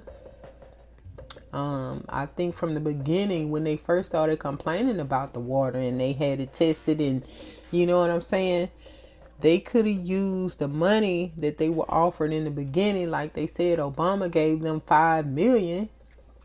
You could have given that to the residents for them to relocate, at least temporarily, until y'all fix the problem. But instead of doing it, y'all allow these people to continue to live there. And I feel like if they had the money, most of those people would have left. So that means they were probably lower class, or they just didn't have the money to relocate. So that should have been the first thing that was offered to them: relocate.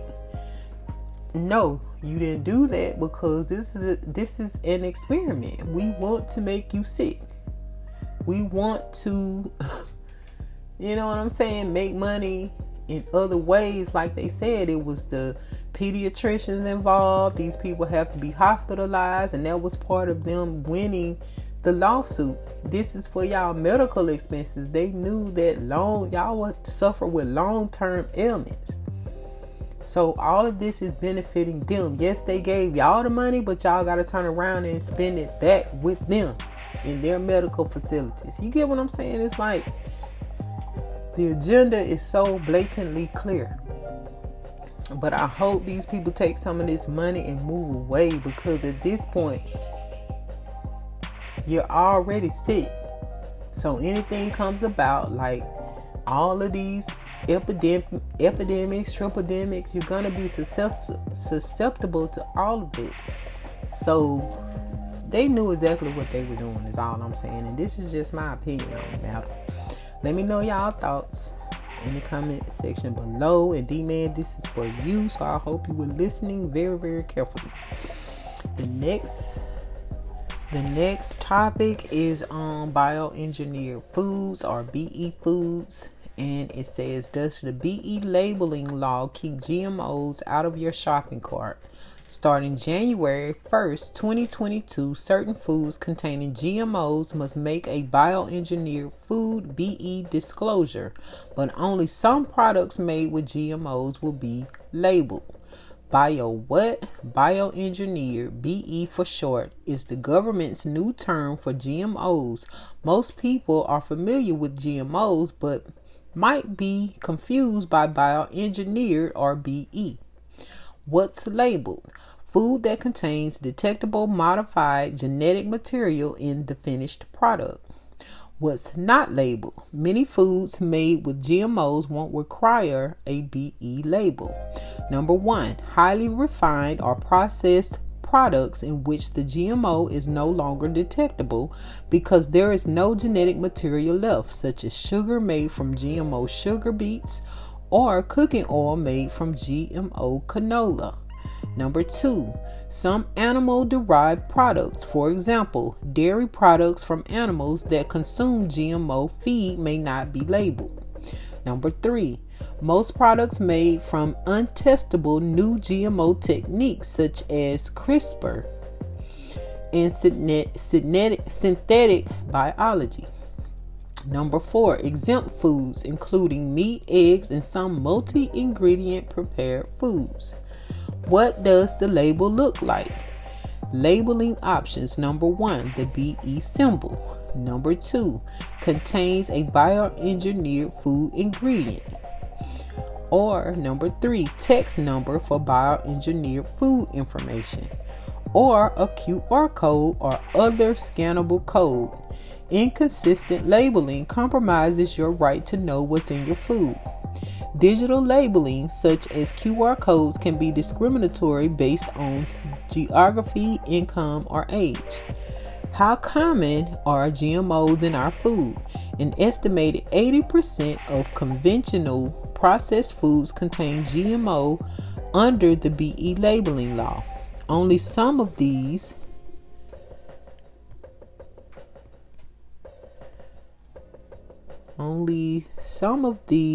will be labeled. How can I avoid GMOs? Most shoppers want to avoid GMOs, not to find products that contain them. The BE labeling law leaves them in the dark. That's why the butterfly is more crucial than ever. Non-GMO project verification is North America's most trustworthy and rigorous certification for GMO avoidance. Look for the butterfly on food and personal care items. So we're gonna further our research on bioengineered foods. So now I'm going to go into this list of bioengineered foods, and this is from the ams.usda.gov. The Agricultural Marketing Service, AMS, developed the list of bioengineered foods to identify the crops or foods that are available in a bioengineered form throughout the world and for which regulated entities must maintain records. These records will inform regulated entities about whether they must make a bioengineered food disclosure. The list includes any BE crops or foods that are captured And BE crops are foods that are currently in legal production somewhere in the world. New BE products continue to be developed.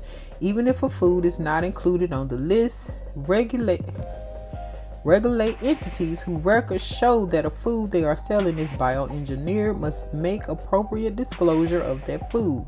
AMS will review the list annually and, if necessary, make updates through the federal rulemaking process.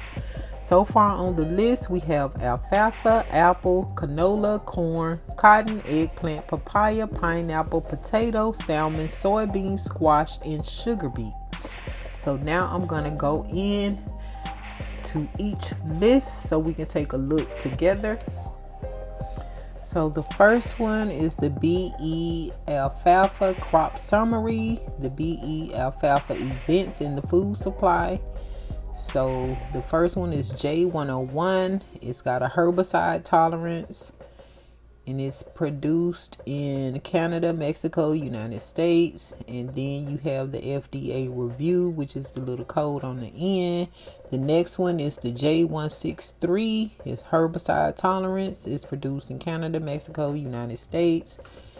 And you see that code. And I'm wondering if those are the little codes that's on the little stickers that's on different things. I'm almost positive that's what that is.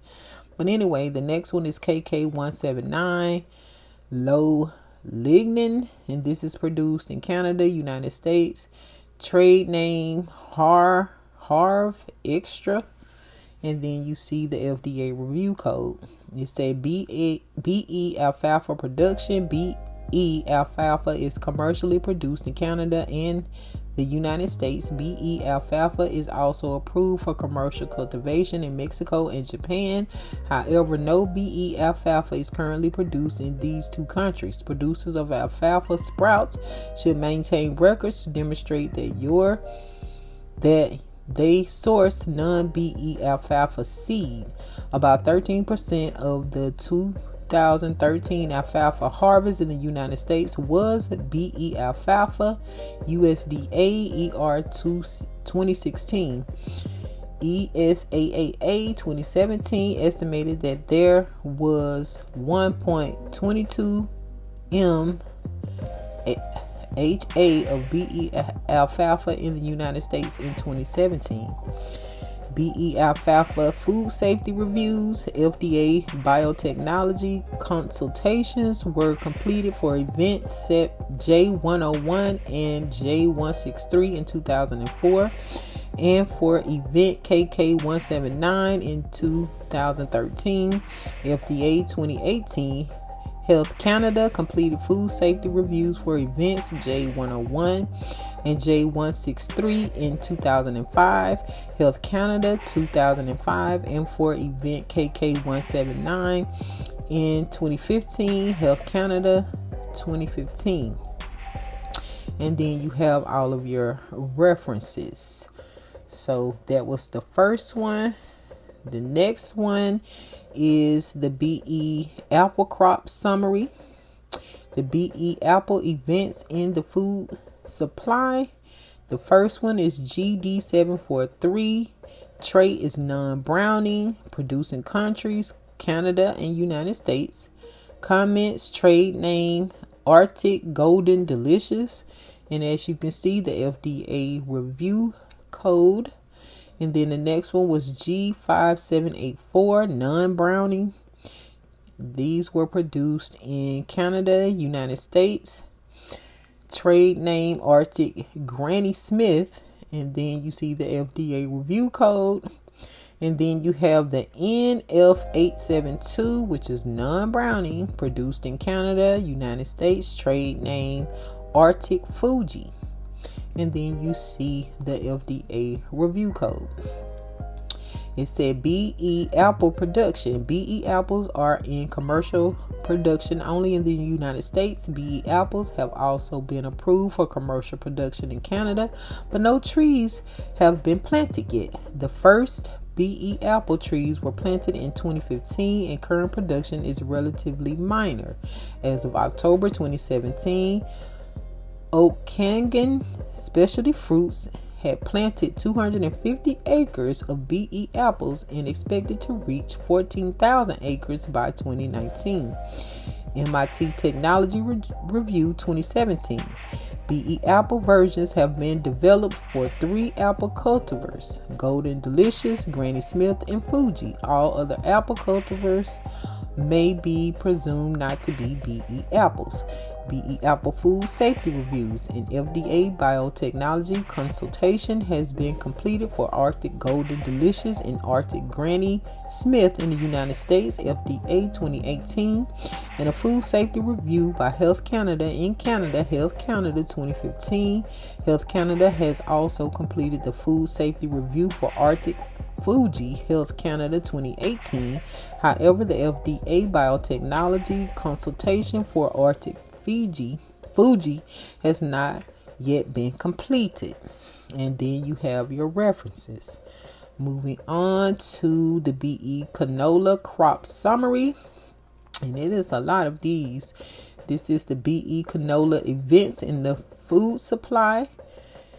And the first one is HCN92, trait herbicide tolerance. Producing countries: Australia, Canada, and the United States. Trade name: Liberty Link Innovator. And then you see the FDA review code. The next one is 23 High Lorate. The producing countries: Australia, Canada, United States. Trade name: Lurical. And then you see the FDA code. The next one is GT73, and this one has a herbicide tolerance. Produced in Australia, Canada, and United States. Trade name: Roundup Ready. And then the code. The next one is MS1. The trait is pollination control. This was produced in Australia, Canada, United States. Trade name: Invigor. And then the code. The RF2 trait is pollination control.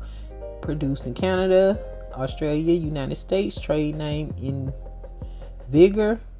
And then the code. The RF1 pollination control. Produced in the same places, same name in the comments. And then the code. And then the T45, it has a herbicide tolerance. Produced in the same place, same name, different code. And then the RF3 pollination control, produced in the same place. It's not commercialized, but you have a code. And then the MS8 pollination control, produced in the same countries as Australia, Canada, United States. Not commercialized, but it has the FDA review code. And then you have the MPS 961 reduced phytate. Producing countries: none, not commercial. Then the MPS 962 reduced phytate, none, not commercialized. All of these next ones are not commercialized. I don't know what happened with those, but they created them, maybe used them for something and then stopped production. I don't know. But then we're going to skip down to the OXY 235. And this has a herbicide tolerance. And this was produced in Canada. And it's not commercialized. And then you have the FDA review code. And then the GT200 herbicide tolerance is the trait. It was produced in Canada and the United States. Trade name: Roundup Ready. And then you have the MON 88302. It's a herbicide tolerance, and it's produced in Australia, Canada, United States. Trade name: TrueFlex Roundup Ready. And then there is the FDA code. Moving on to the next, you have the 73496, which has a herbicide tolerance, produced in Australia, Canada, United States, not commercialized, and then the FDA review. And then you have the MS11, which is herbicide tolerance in male sterility sterility. Canada, United States is where it's produced. They didn't put anything in the comments on whether it's commercialized or not. And then you have the code. So BE canola productions. BE canola is commercially produced in 3 countries, Australia, Canada, and the United States. Canola from these 3 countries should be presumed to be BE canola. In 2017, 30% of all global canola production was BE canola. Statistica 2018 note that in the ISAAA database, canola listed in 2 separate categories, Argentine and Polish. These are historic terms that refer to brassica, napas, and B. rapa respectively. No B. ropa, B. canola, BE canola has ever been commercialized. BE canola food safety reviews. Since 1995, the SDA has completed 12 biotechnology consultations for 19 BE canola events. FDA 2018, all of the BE canola events in the table were reviewed by the FDA. Health Canola has conducted food safety reviews for most of these same events. Additionally, many countries that import canola seed, canola oil, or canola meal have conducted BE canola food safety reviews. For example, in addition to the United States and Canada, food safety reviews of BE canola event GT73 have been conducted by Australia, China, the European Union, Japan, Mexico, New Zealand, the Philippines, Singapore, South Korea, and Taiwan. ISAAA 2017. And then you have your references. Moving on to BE corn crop summary. The BE corn events in the food supply. So the first one is MZIR098 is insect resistant, herbicide tolerance. That's the trait. And then the producing countries are Canada and United States. No comments. And then your FDA code review. The next one is MON 87419, herbicide tolerance. It's produced in Brazil, Canada, and the United States. No comments. And then the FDA review. The next one is MZHG0 or OJG, and it has a herbicide tolerance as the trait. Producing countries, Canada, United States. No comment, and there's your code. The next one is MON 87403. The trait is increased ear biomass. Produced in Canada and United States. No comments, and then your code. The MON 87411 is insect resistance, herbicide tolerance. This is produced in Brazil, Canada, and the United States. No comments, and there's your code. The VCO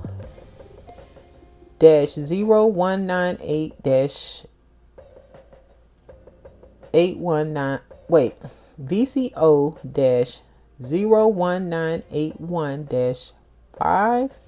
It has a herbicide tolerance, produced in Canada, Costa Rica, and the United States. No comments, but there's your FDA review code. 4114. Trait is insect resistance, herbicide tolerance, produced in Canada and the United States. No comments, but there's your FDA review code. The HCE M485 trait is herbicide tolerance, Canada and United States produced it. No comments, and there's your FDA review code. The MON 87427 has a herbicide tolerance, produced in Brazil, Canada, United States. Trade name Roundup Ready. How you keep naming all of these different so-called foods the same name, Roundup Ready? Anyway, there's your FDA review code. 5307 is insect resistant. It's produced in Brazil, Canada, and the United States. Trade name Agrisure Duracade.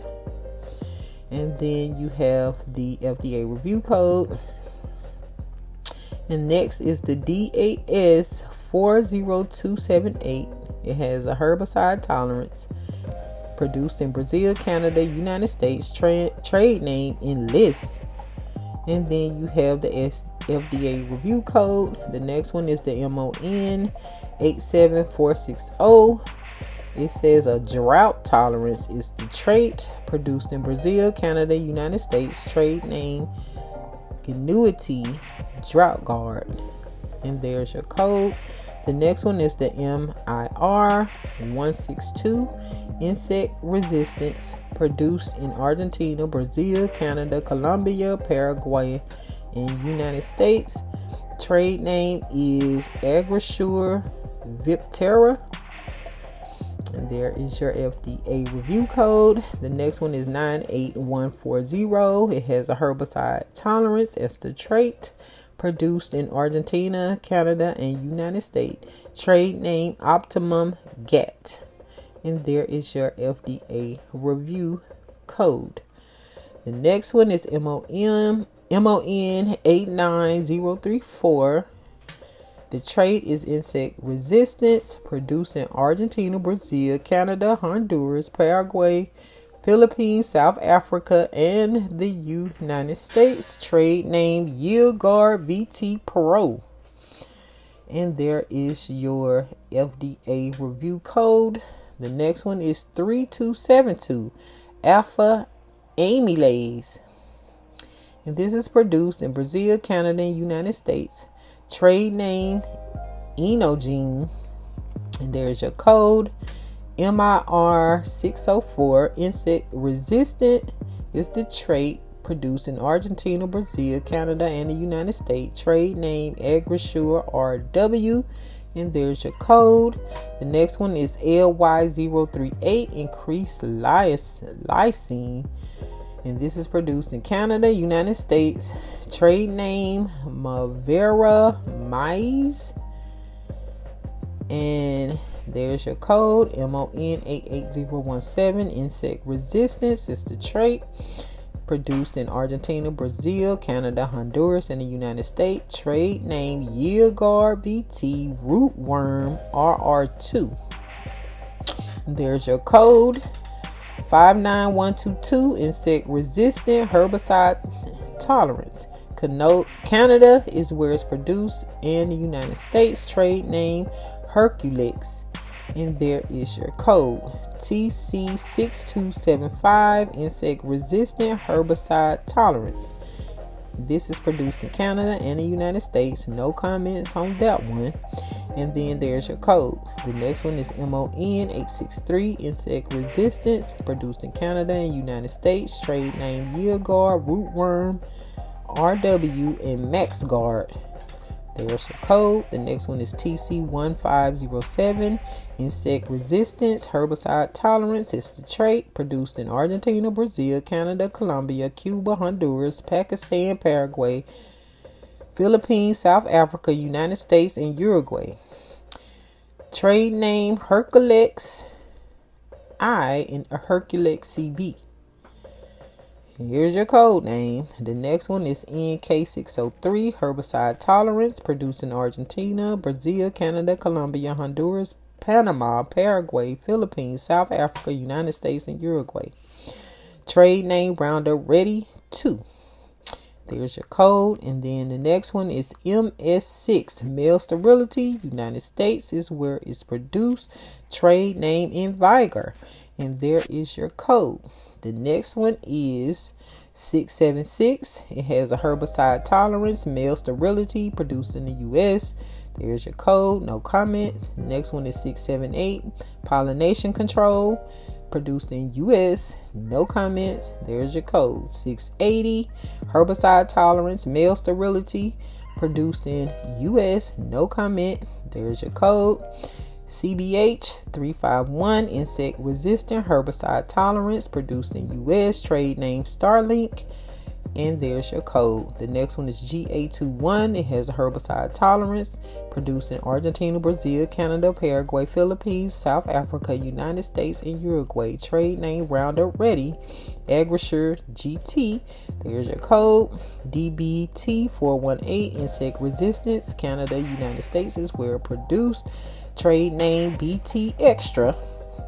There's your code, MON802. Insect resistance, herbicide tolerance is the trait. Produced in Canada and the US, no comment. There's your code, MON805. Herbicide tolerant is the trait. Not produced, said not produced anywhere, so it's none and no comment. MON831. Herbicide tolerance is the trait. Not produced anywhere and no comment. And there's your code, MON832. Herbicide tolerance, not produced anywhere. Trade name Roundup Ready. The next one is MON810. Insect resistance, herbicide tolerance is the trait. Produced in Argentina, Brazil, Canada, Chile, Colombia, Egypt, European Union, Honduras, Paraguay, Philippines, South Africa, US, and Uruguay. Trade name Yearguard Maize Guard. There's your code, MON809. Insect resistant, herbicide tolerance is the trait. Produced in Canada and US, no comment. There's your code, MON801. Insect resistance, herbicide tolerance is the trait. Produced in the US, no comment. And there is your code, MS3. Male sterility, produced in Canada, United States. Trade name Envigor. There's your code. BT11 is insect resistant as the trait. Produced in Argentina, Brazil, Canada, Paraguay, Philippines, South Africa, United States, Uruguay.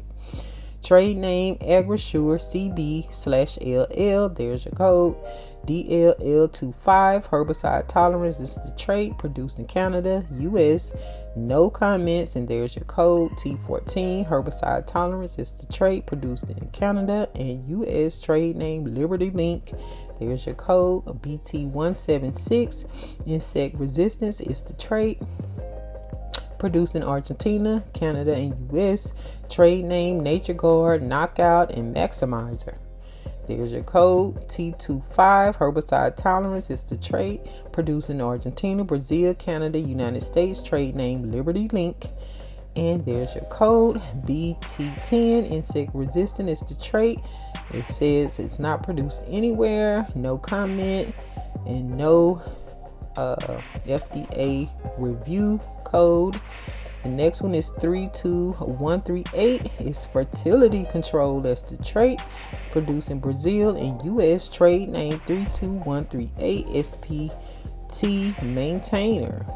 No FDA review code. You have 33121. The trait is insect resistance, herbicide tolerance. It's not produced anywhere, no comment, or no FDA review code. So it says BE field corn production. BE corn is produced commercially in 15 countries. In the following 7 countries, BE corn production represents more than half of all corn production: Argentina, Brazil, Canada, Honduras, South Africa, the United States, and Uruguay. Corn sourced from these countries should be presumed to be BE corn. The following 8 countries also produce BE corn: Colombia, Czech Republic, Paraguay, the Philippines, Portugal, Slovakia, Spain, and Vietnam. In 2017, 32% of all global corn production was BE corn. ISAAA 2017. Since corn grains move freely in global commerce and since non-BE corn often commands a premium price, corn grain moving in global commerce should be presumed to be BE corn. So, BE field corn food safety reviews. FDA biotechnology consultations have been completed for 45 BE corn events. FDA 2018 BE sweet corn production. Because all BE sweet corn was developed by breeding with BE field corn, the events are the same. However, only a few of the insect resistant and herbicide tolerant events developed for BE field corn have been bred into BE sweet corn. The bio trade status, the database maintained by CropLife International, lists the status of 2 sweet corn products as commodity cultivation. The sweet corn hybrid sold under the trade name contain event BT11, and the sweet corn hybrid sold under the trade name Attribute 2 contain events BT11, MIR162, and GA21. Crop Life International 2018. Please note that the Bio Trade Status database is populated by Crop Life International member companies and may not reflect other products that may also be in the market. BE sweet corn is produced commercially in Canada and the United States. Production estimates vary from 10% to 25% in the US because many other countries produce BE field corn with the same events present in BE sweet corn. Those countries could also become producers of BE sweet corn in the future. BE sweet corn food safety reviews. There are no separate food safety reviews for BE sweet corn. The food safety reviews are based on safety in corn of any genetic background. BE popcorn. There is no commercial production of BE popcorn. All popcorn can be presumed to be non-BE. And here are your references. Next, we have the BE cotton crop summary, and this is BE cotton events in the food supply. So the first one is BXN10211. It has a herbicide tolerance. It's produced in the US. The trade name is BXN cotton, and that's your FDA review. The next one is BXN10215. It has a herbicide tolerance, produced in the US. Trade name BXN cotton, and there's your FDA review code. BXN10222 has a herbicide tolerance, produced in the US. Trade name BXN cotton, and then the FDA review. The MON 531 insect resistance, produced in Argentina, Australia, Brazil, Colombia, Costa Rica, India, Mexico, Paraguay, South Africa, Sudan, and the US. Trade name by Bodyguard Cotton Engard, and there's your FDA review. MON 757 insect resistance, produced in South Africa and US. Trade name Bodyguard Cotton. FDA review code is right there. MON 1076 insect resistant is the trait, produced in South Africa and US. Trade name Bodyguard. FDA review code is there. MON 1445 has a herbicide tolerance, produced in Argentina, Australia, Brazil, Colombia, Costa Rica, Mexico, Paraguay, South Africa, and US. Trade name Roundup Ready. And there's your FDA review code. MON 1698 has a herbicide tolerance, produced in Mexico, South Africa, United States. Trade name Roundup Ready. And there if your FDA review code. The next one is 19-51A, has a herbicide tolerance, produced in the US. No comments. And then your code 31707 has an insect resistance. It's not produced anywhere. Trade name BXN plus Bodyguard or Bodyguard. I can't make out if that's an I or another L, but there's your code. The next one is 31803 insect resistance, not produced anywhere. Trade name BXN plus Bodyguard. And there's your code, 31808. It has an insect resistance, produced in the US. Trade name BXN plus Bodyguard. And there's your code, 31808. Insect resistance is the trait, produced in the US. Trade name BXN plus Bodyguard. And there's your code. The next one is MON 15985. It has an insect resistance. It's produced in Australia, Brazil, Burkina Faso, Costa Rica, India, Mexico, South Africa, and US. Trade name Bodyguard 2. And there's your code, LL Cotton 25. Herbicide tolerance, Brazil, Colombia, Costa Rica, and US is where it's produced. Trade name Fibermax Liberty Link. And there's your code, 281 240-236 is herbicide tolerance as the trait, produced in Mexico and the US. No comments, and there's your code.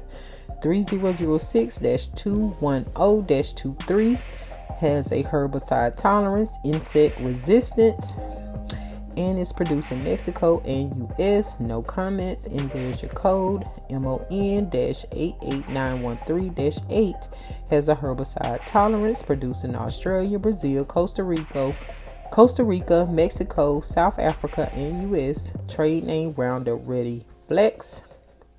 And there's your code. COT102 has an insect resistance as the trait, produced in Australia, Costa Rica, Mexico, United States. Trade name VIPCOT or Vipcot. And there's your code. GHB614 and the trait is herbicide tolerance, produced in Argentina, Australia, Brazil, Costa Rica, and the US. Trade name Glytol. And there's your code. COT67B has an insect resistance, produced in Costa Rica and the US. No comment. And there's your code. T304-40/GHB119 has an insect resistance, produced in Argentina and Brazil. Trade name Twin Link, and there's your code. MON-88701 has a herbicide tolerance, produced in Brazil, Costa Rica, and the US. No comments, and there's your code. DAS-81910-7 has a herbicide tolerance. It's not produced anywhere, I don't guess. It was left blank. No comments, and there's your code. MON-88702 has an insect resistance as the trait, produced in Australia, New Zealand, and the US. No comments, and there's your code. GHB811 has a herbicide tolerance as the trait, produced in the US. No comment, and there's your code. The BNLA-601 is insect resistant as the trait, produced in India. No comment, and no FDA review code. Event 1 has an insect resistance as the trait, produced in India and Swaziland. There is no comments and no FDA review code. The next one is GFM CRY1A. It has an insect resistance, produced in India and Pakistan. No comment, no FDA review code. The GK12 has an insect resistance as the trait, produced in China. No comment, no FDA review code. MLS9124 has an insect resistance, produced in India. No comment, no FDA review code. NGWECHI6BT has insect resistance as the trait, is produced in Burma. No comments, no FDA review code. The SGK321 has an insect resistance as the trait, produced in China. No comment, no FDA review code. BE cotton production is produced commercially in 12 countries. In the following 8 countries, BE cotton production represents more than half of all cotton productions: Argentina, Australia, Brazil, Colombia, Mexico, Paraguay, South Africa, and the US. Cotton from these countries should be presumed to be BE cotton. Burma, China, India, and Pakistan also produce BE cotton commercially. However, the BE cotton produced in these 4 countries has not been reviewed by the FDA. FDA 2018. In 2017, 80% of all global cotton production was BE cotton. And that's from the ISAAA 2017. BE Cotton Food Safety Reviews. Between 1995 and 2008, the FDA completed 17 biotechnology consultations for 26 BE cotton events. Food safety reviews for some of these events have been conducted in many other countries. For example, 10 countries have completed food safety reviews for MON 88701, ISAAA 2017. Note that there are BE cotton events in commercial production in Burma, China, India, and Pakistan, which have not yet been reviewed by the FDA.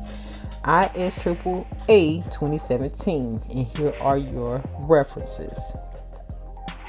The next is the BE eggplant crop summary, BE eggplant events in the food supply. The first one is EE1. The trait is insect resistant. Producing countries is Bangladesh, no comment, no FDA review.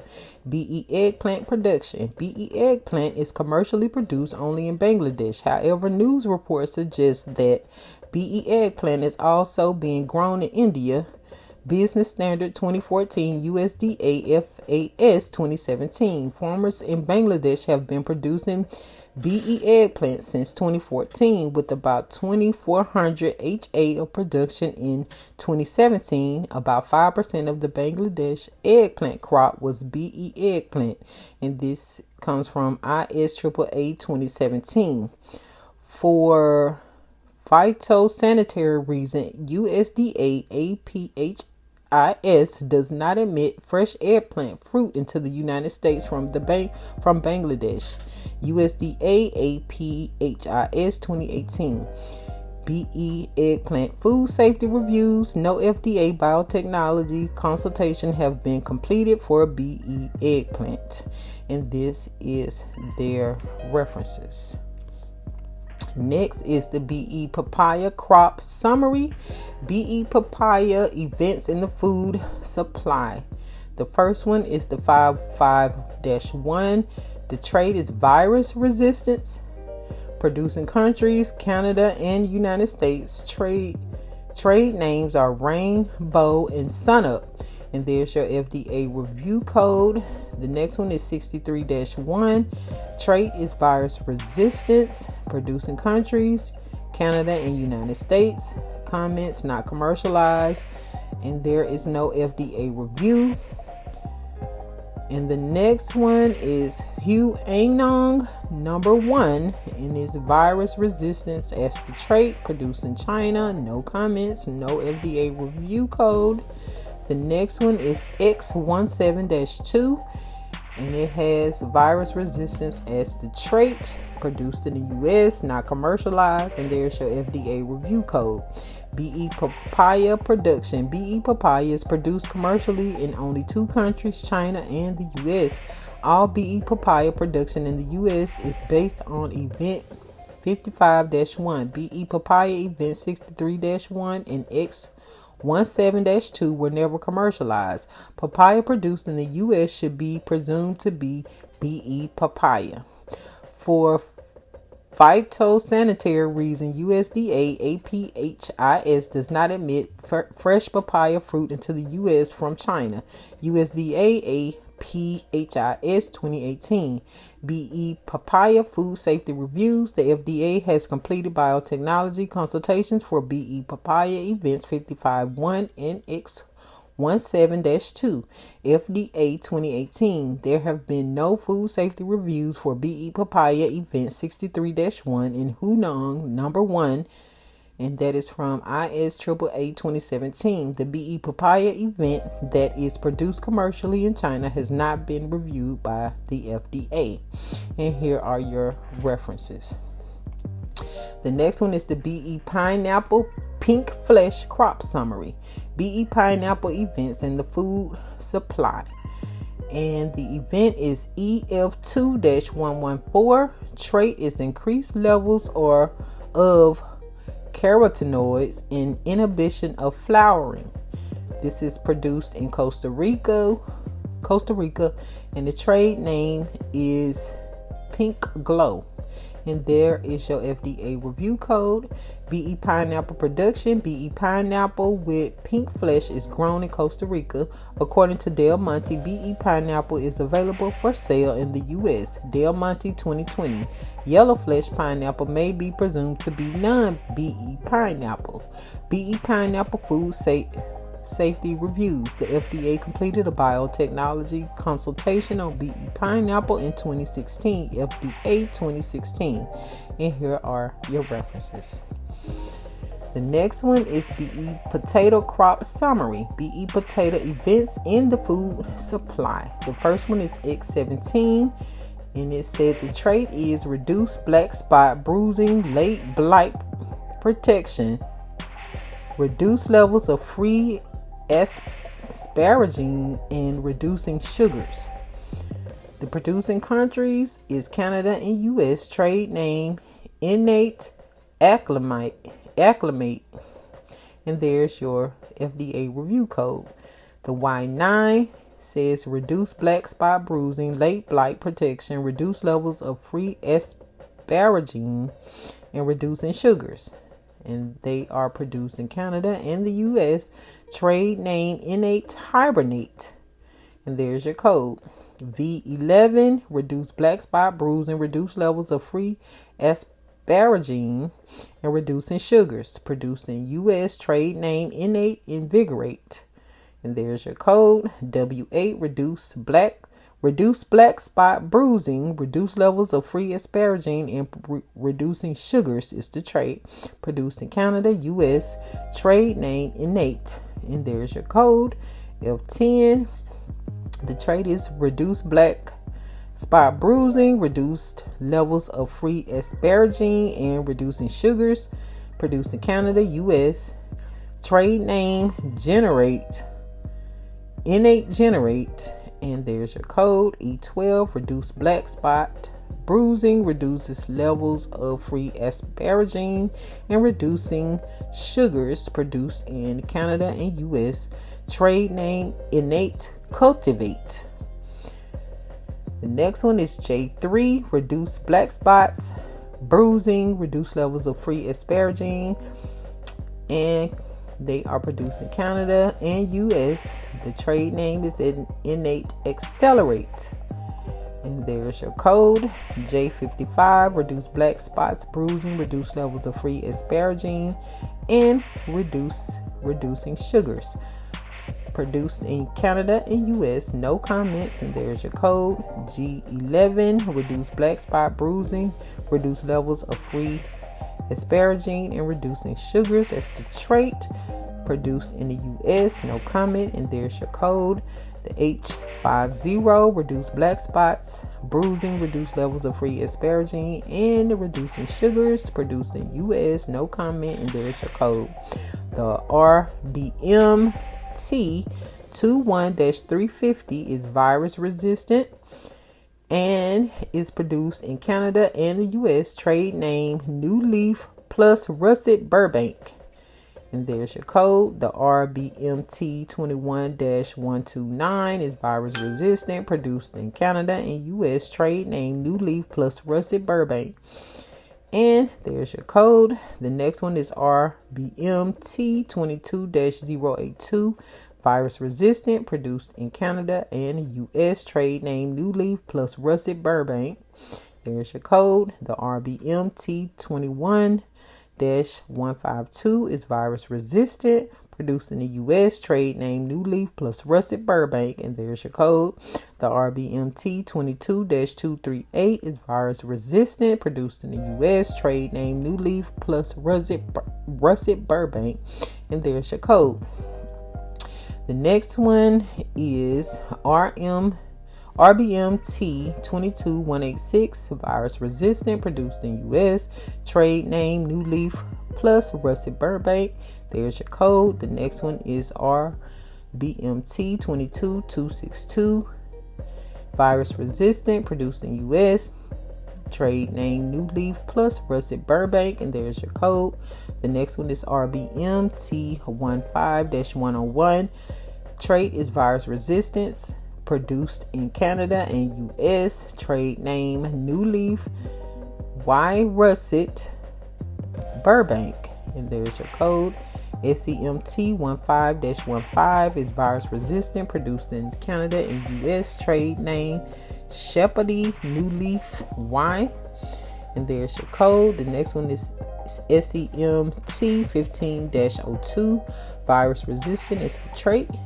produced in Canada, United States. Trade name is Shepherdie New Leaf Y, and there's your code. The next one is SEMT 15-07. Virus resistant is the trait, produced in US. Trade name Shepherdie New Leaf Y, and there's your code. The next one is HLMT 15-3. is virus resistant, produced in US. Trade name Highlight New Leaf Y, and there's your code. The next one is HLMT 15-15. is virus resistant, produced in US. Trade name Highlight New Leaf Y, and there's your code. The HLMT 15-46 is virus resistant, produced in the United States. Trade name Highlight New Leaf Y. The next one is ATBT 04-31 is insect resistant as the trait, produced in Canada and the United States. Trade name is Atlantic New Leaf, and there's your code. ATBT 04-36 is insect resistant as the trait, produced in Canada and US. Trade name Atlantic New Leaf. ATBT 04-36 is insect resistant, produced in Canada, United States. Trade name Atlantic New Leaf. SPBT 02-5 is insect resistant as the trait, produced in US. Trade name Superior New Leaf, and there's the code. ATBT 04-30 is insect resistant as the trait, produced in Canada and the United States. Trade name Atlantic New Leaf, and there's your code. SPBT 02-7 insect resistant, United States. Trade name Superior New Leaf, and there's your code. BT16 insect resistance is the trait, produced in Canada and the US.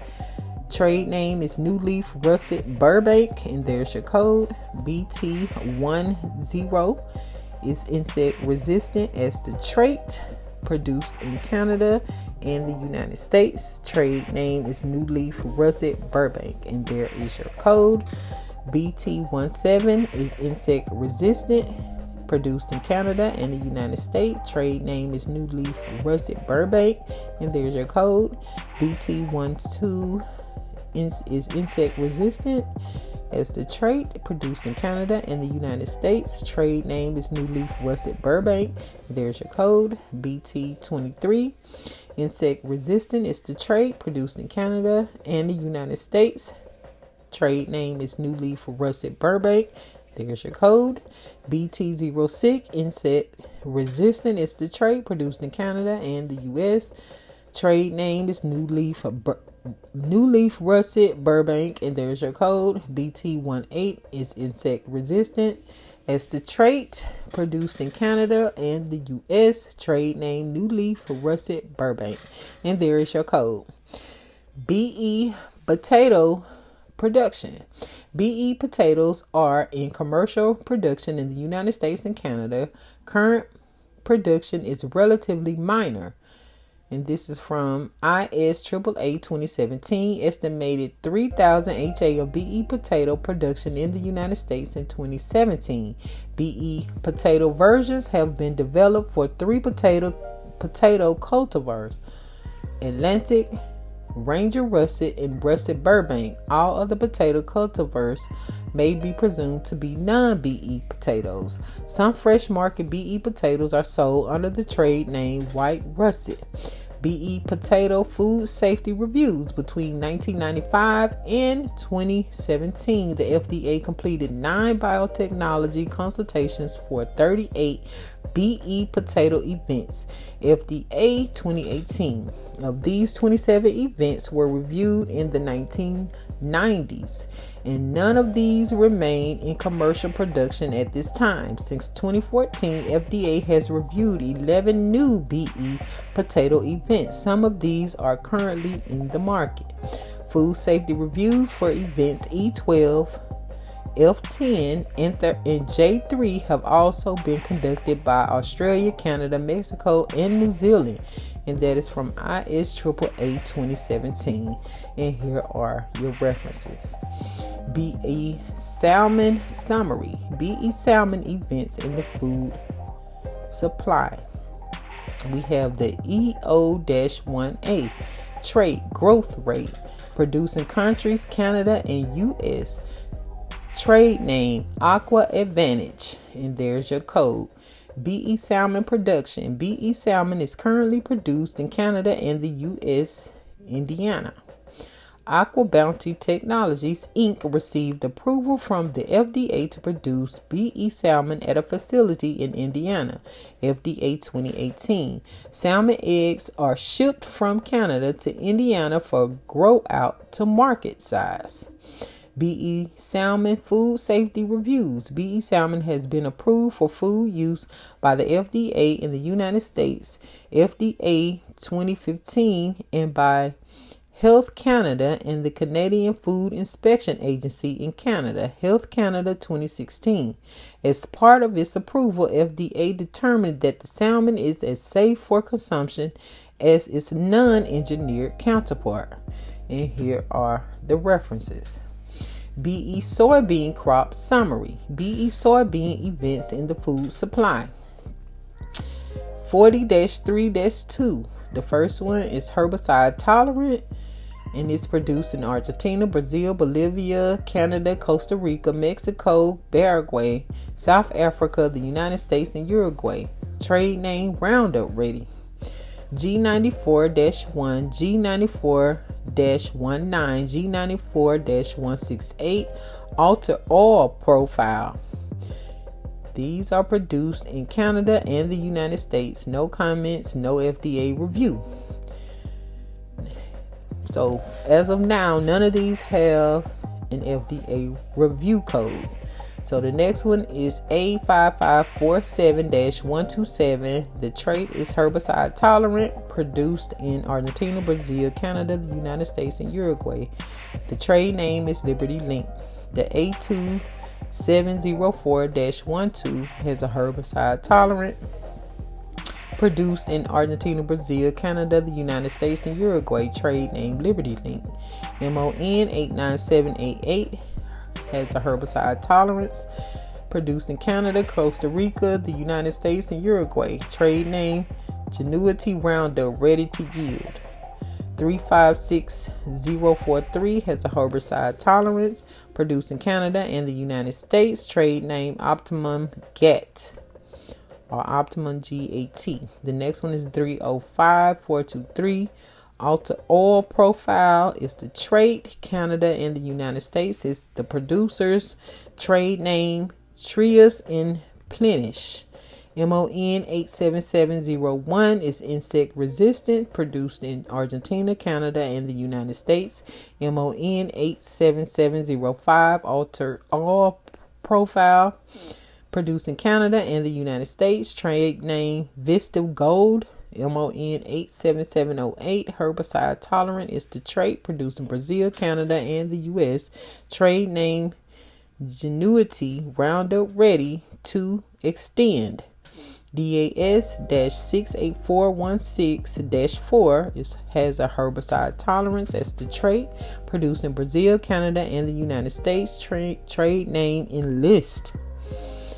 BPS-CV127-9 has a herbicide tolerance as the trait, produced in Argentina, Brazil, Canada, Paraguay, and the US. Trade name Cultivants. MON 87769 has an Alter Oil Profile as the trait, produced in Canada and the US, and is not commercialized. FG72 has a herbicide tolerance, produced in Brazil, Canada, and the US. Trade name Liberty Link. GT27 DAS-44406-6 has a herbicide tolerance as the trait, produced in Argentina, Brazil, Canada, and the US. Trade name Enlist. MON 87712 has an increased yield as the trait and is produced in US. DAS-81419-2 It's produced in Argentina, Brazil, Canada, and the U.S., and it has an insect resistance trait and it's not commercialized. The SYHTOH2 has a herbicide tolerance and it's produced in Argentina, Canada, and the U.S.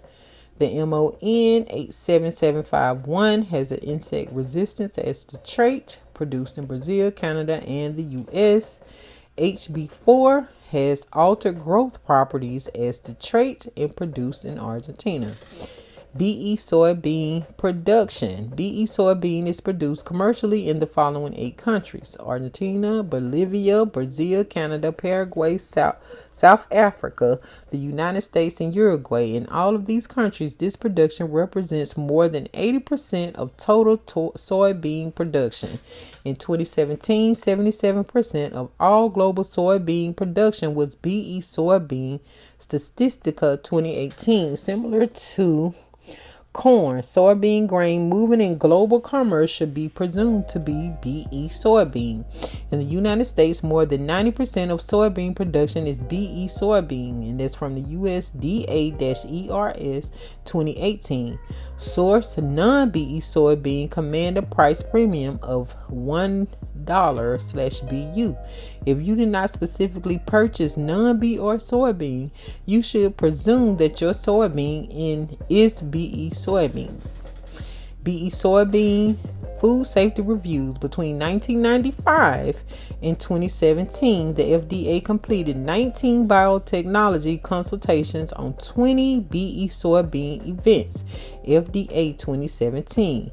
Numerous other food safety reviews have been completed by the 8 countries listed above, as well as in many additional countries that import BE soybean.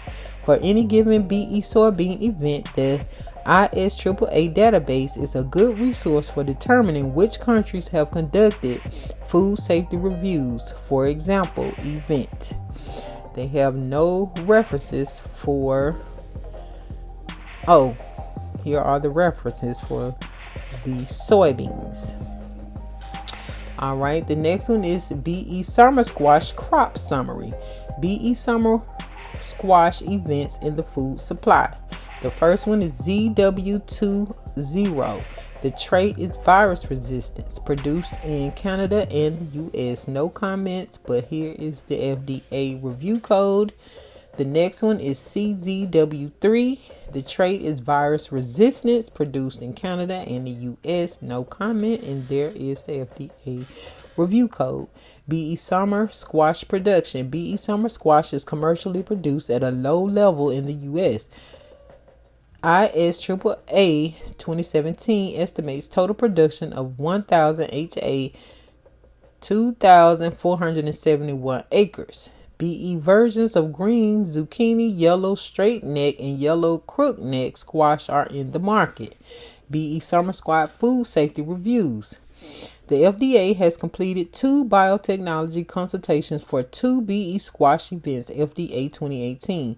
Health Canada has also completed food safety reviews for these same two BE squash events. Health Canada 1998A, Health Canada 1998B. And here are your references. The next one is the BE Sugar Beet Crop Summary. BE Sugar Beet Events in the Food Supply. T-120-7 has a herbicide tolerance as the trait, producing countries Canada and US. Trade name Liberty Link, and there's the code. The next one is GTS 877. It has a herbicide tolerance, produced in Canada and the US. No comments, but there's the code. 87-1. Trait is herbicide tolerance, produced in Canada and the United States. Trade name is Roundup Ready, and here's the code. BE sugar beet production. BE sugar beets are produced in only 2 countries, Canada and the United States. Adoption rates are above 90% in both countries. USDA ERS 2016. All sugar beets produced in these 2 countries should be presumed to be BE sugar beets. Only event H7-1 is in commercial production. The other 2 events were never commercialized. BE Sugar Beet Food Safety Reviews. FDA has completed 3 biotechnology consultations for BE Sugar Beet, FDA 2018. Food safety reviews for BE Sugar Beet Event H7-1 have also been completed by Australia, Canada, China, Colombia, the European Union, Japan, New Zealand, the Philippines, the Russian Federation, Singapore, South Korea, Taiwan, and this is from the ISAAA 2017. In the United States, about 55% of the domestic sugar supply was produced using sugar beets in 2013, with the remaining 45% produced using sugarcane, ERS 2016b. And here are the references. And also, I wanted to show you guys the bioengineered symbols to be looking for on packaging, just to give you guys an idea of what these look like. Sometimes they're in black and white, and they're very small on the back of packaging or at the very lower corner or whatever. But sometimes it will directly just say it underneath the ingredients that this is made with bioengineered food ingredients. Just look for, anything dealing with bioengineered anything on any of your packaging. But most of the time it will look like that, but I have seen it just plainly written out, sometimes in very, very small print, but they do pretty much put it on some of the packaging. But if y'all were paying attention, they did say depending on how much money you have, like your status and your geographical region of which you live, they may not have to put the bioengineered labeling on packages to even let you know, depending on, like I said, where you live, which is weird. But yeah, I know this was lengthy, but I think some of this is worth knowing, that although they came forward and said not too long ago that they just started or just got permission to use, bioengineered food from the FDA, according to their information, they have been doing this since pretty much the 90s. So all of these events started taking place a long time ago. So they have been sneakily doing all these different things, and all this coding and all these new names are weird. It's disturbing. And in my opinion, if the bugs don't want it, I shouldn't be eating it. That's what I think. So what are you doing to this food to make the bugs not want it? Are you making it into a plastic? What are y'all bioengineering this food out of? Like, what are the ingredients that y'all are using to make the insects not even want it? It's weird, very bizarre. And then to say some of the products was virus resistant. Like, have y'all been trying to put viruses in these things? Like, it's just so confusing, and I have so many questions, and I know I'm not the only one. But that's it, and that's all for this particular topic. We're going to move on to the last 2, and then I will catch y'all on the next. All right, guys, let's move on to the next topic. And this is a situation that went on down in Mississippi. So it says Dexter Wade's mom seeks federal probe after he's unalived by Mississippi police car, buried without her knowing. And this comes from CBSNews.com.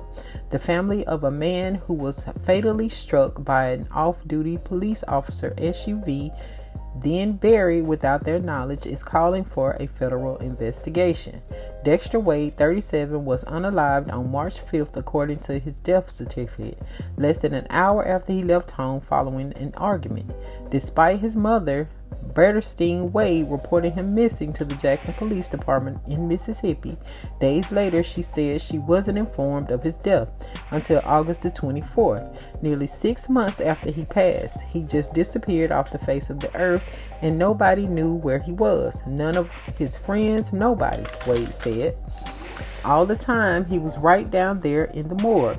All they had to say was, "Miss Wade, your son is in the morgue," she said. Dexter had been buried without her knowing in a cemetery outside a county prison. His grave was marked only by a number. According to the coroner's office, Dexter was identified using prescription medication he was carrying, and next of kin information was sourced from a medical clinic. According to Wade, the coroner was unable to reach her, but she was told Jackson police tried to contact her several times. Wade said she never received a call. Give me a reason why y'all did not contact me. Why y'all did not knock on my door, she said. Wade said she filed a missing person report with the Jackson Police Department in March after her son was missing for more than a week. She said she spent months following up and searching the city and even asked for help online. Chokwe Antar Lumumba, the mayor of Jackson, said there was a lack of communication between the Missing Persons Division, the coroner's office, and the accident investigators. It was in fact an accident and there was no malicious intent, Lumumba said during a press conference last week. Civil rights attorney Ben Crump, who is representing the Wade family, said he plans to petition the court to have his body exhumed and have an independent autopsy performed, and then give him a proper funeral for his mother and his daughters and his family. Crump, who has also represented the families of Tyrese Nichols, Malcolm X, George Floyd, Breonna Taylor, and others, said he hopes to have the body exhumed next week. CBS News reached out to the Jackson Police Department but did not hear back.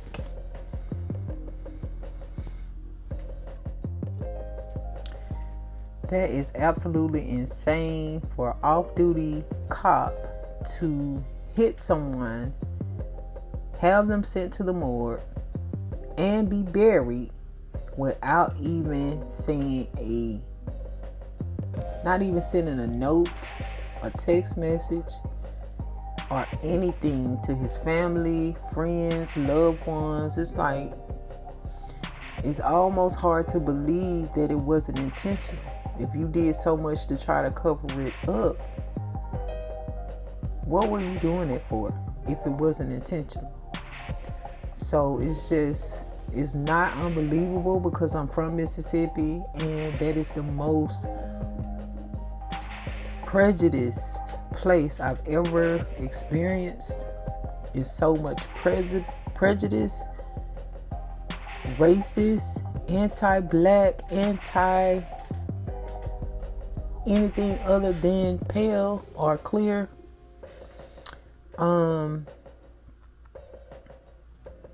And oftentimes, the man tries to get me or persuade me to want to go back, and there is really not much that I miss about being in Mississippi.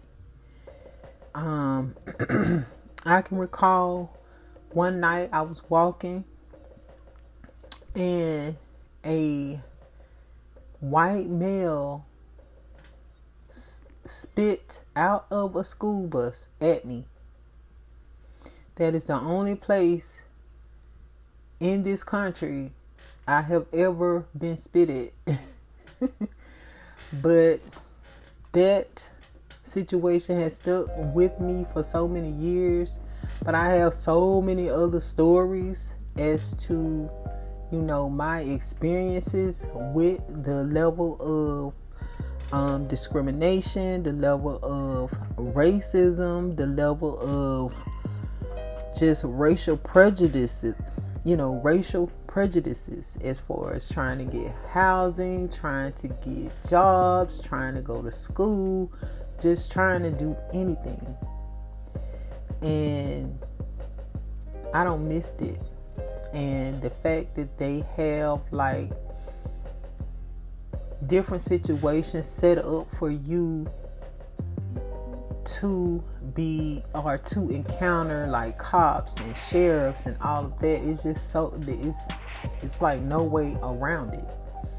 They swarm our neighborhoods day and night, and you would think that they would be doing this as a safety measure, but it's simply just to harass people. You know what I'm saying? Because when you actually call them, when you actually are in danger, they don't even show up. You get what I'm saying? So it's just hard to believe. I mean, it's not hard to believe that they did something like this.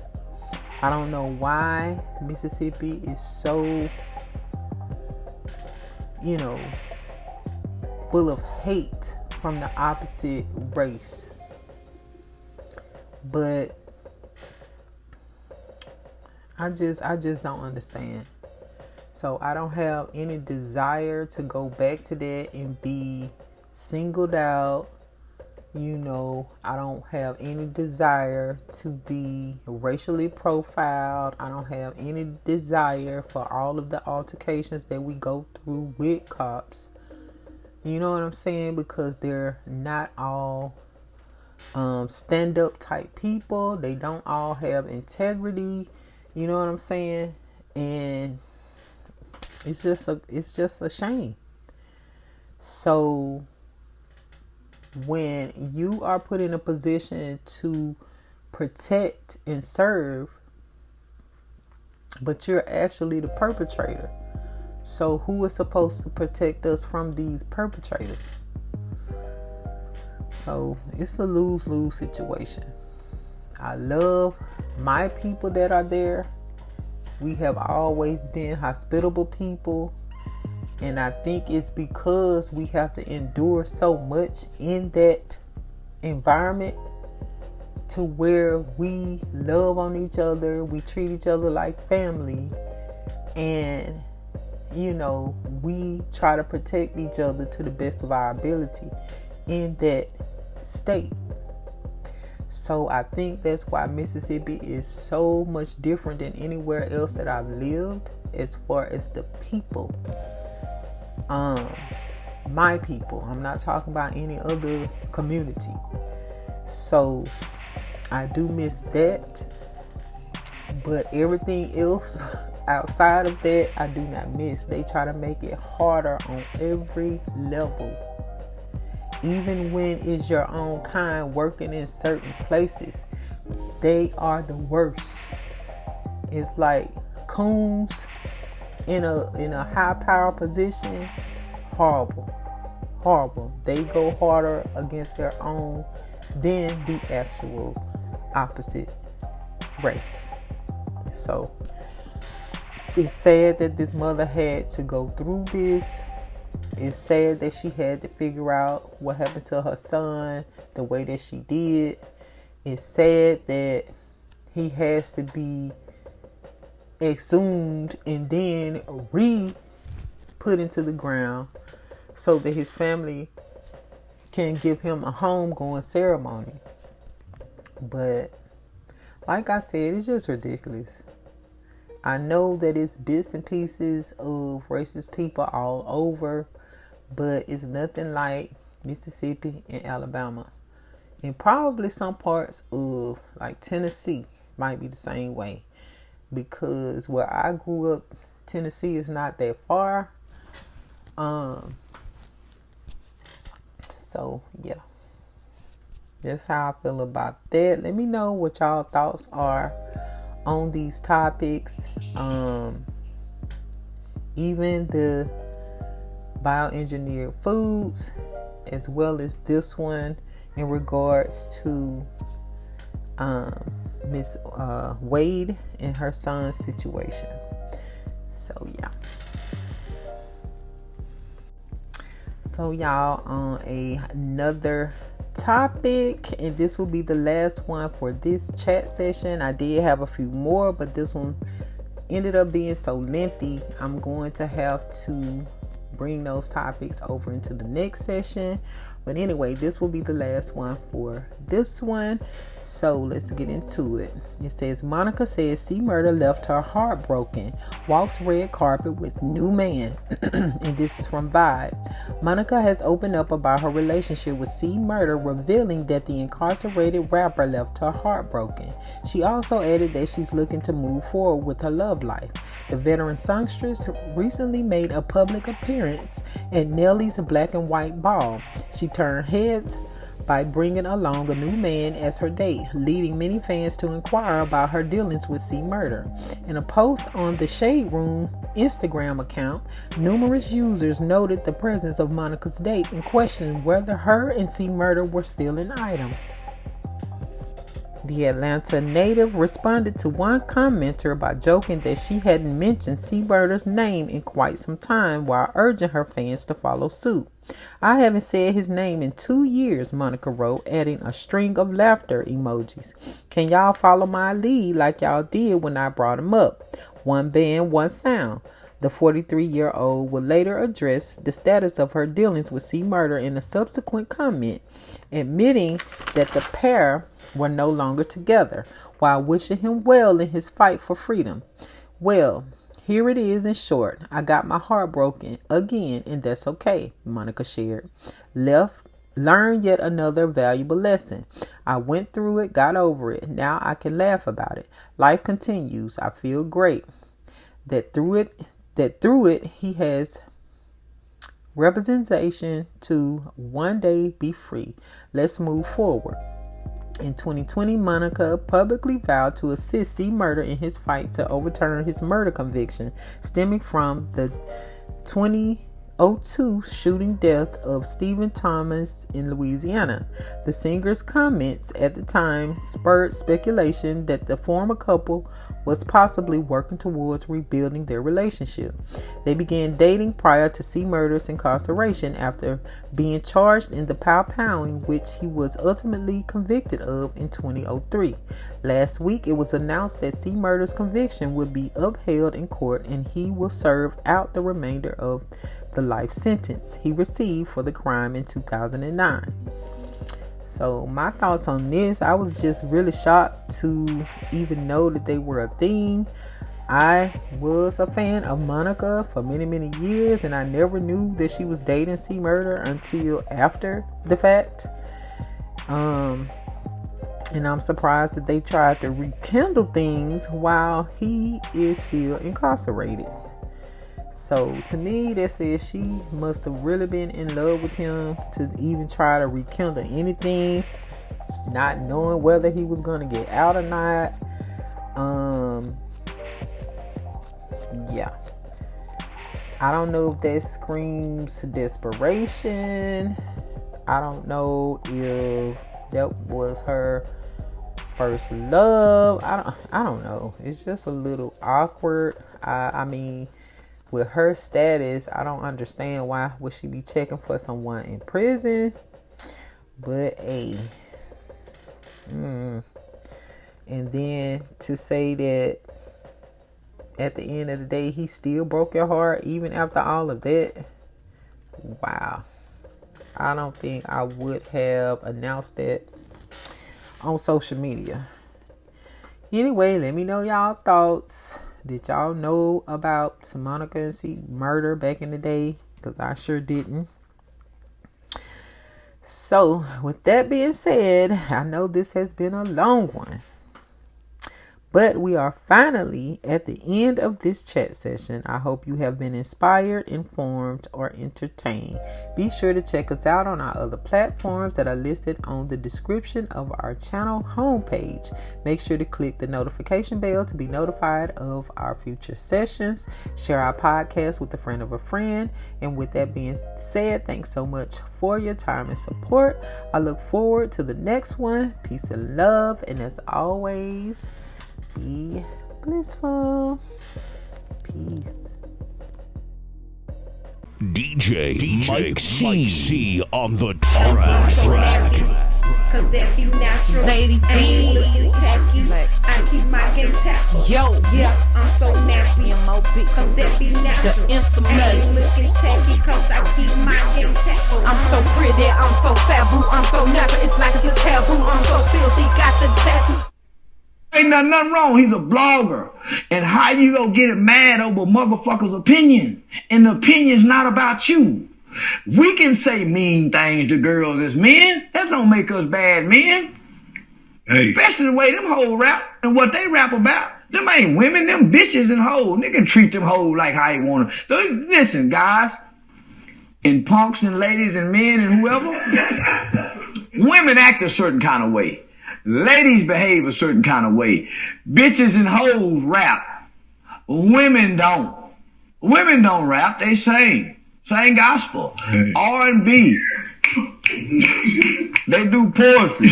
But hoes and bitches rap. And we treat them accordingly. Them bitches will not be treated like women. They do not have the rights and the protection that ladies have. Bitches and hoes get what they get. I ain't looking tacky, I keep my game tactful. Yeah, I'm so nappy, cause that be natural.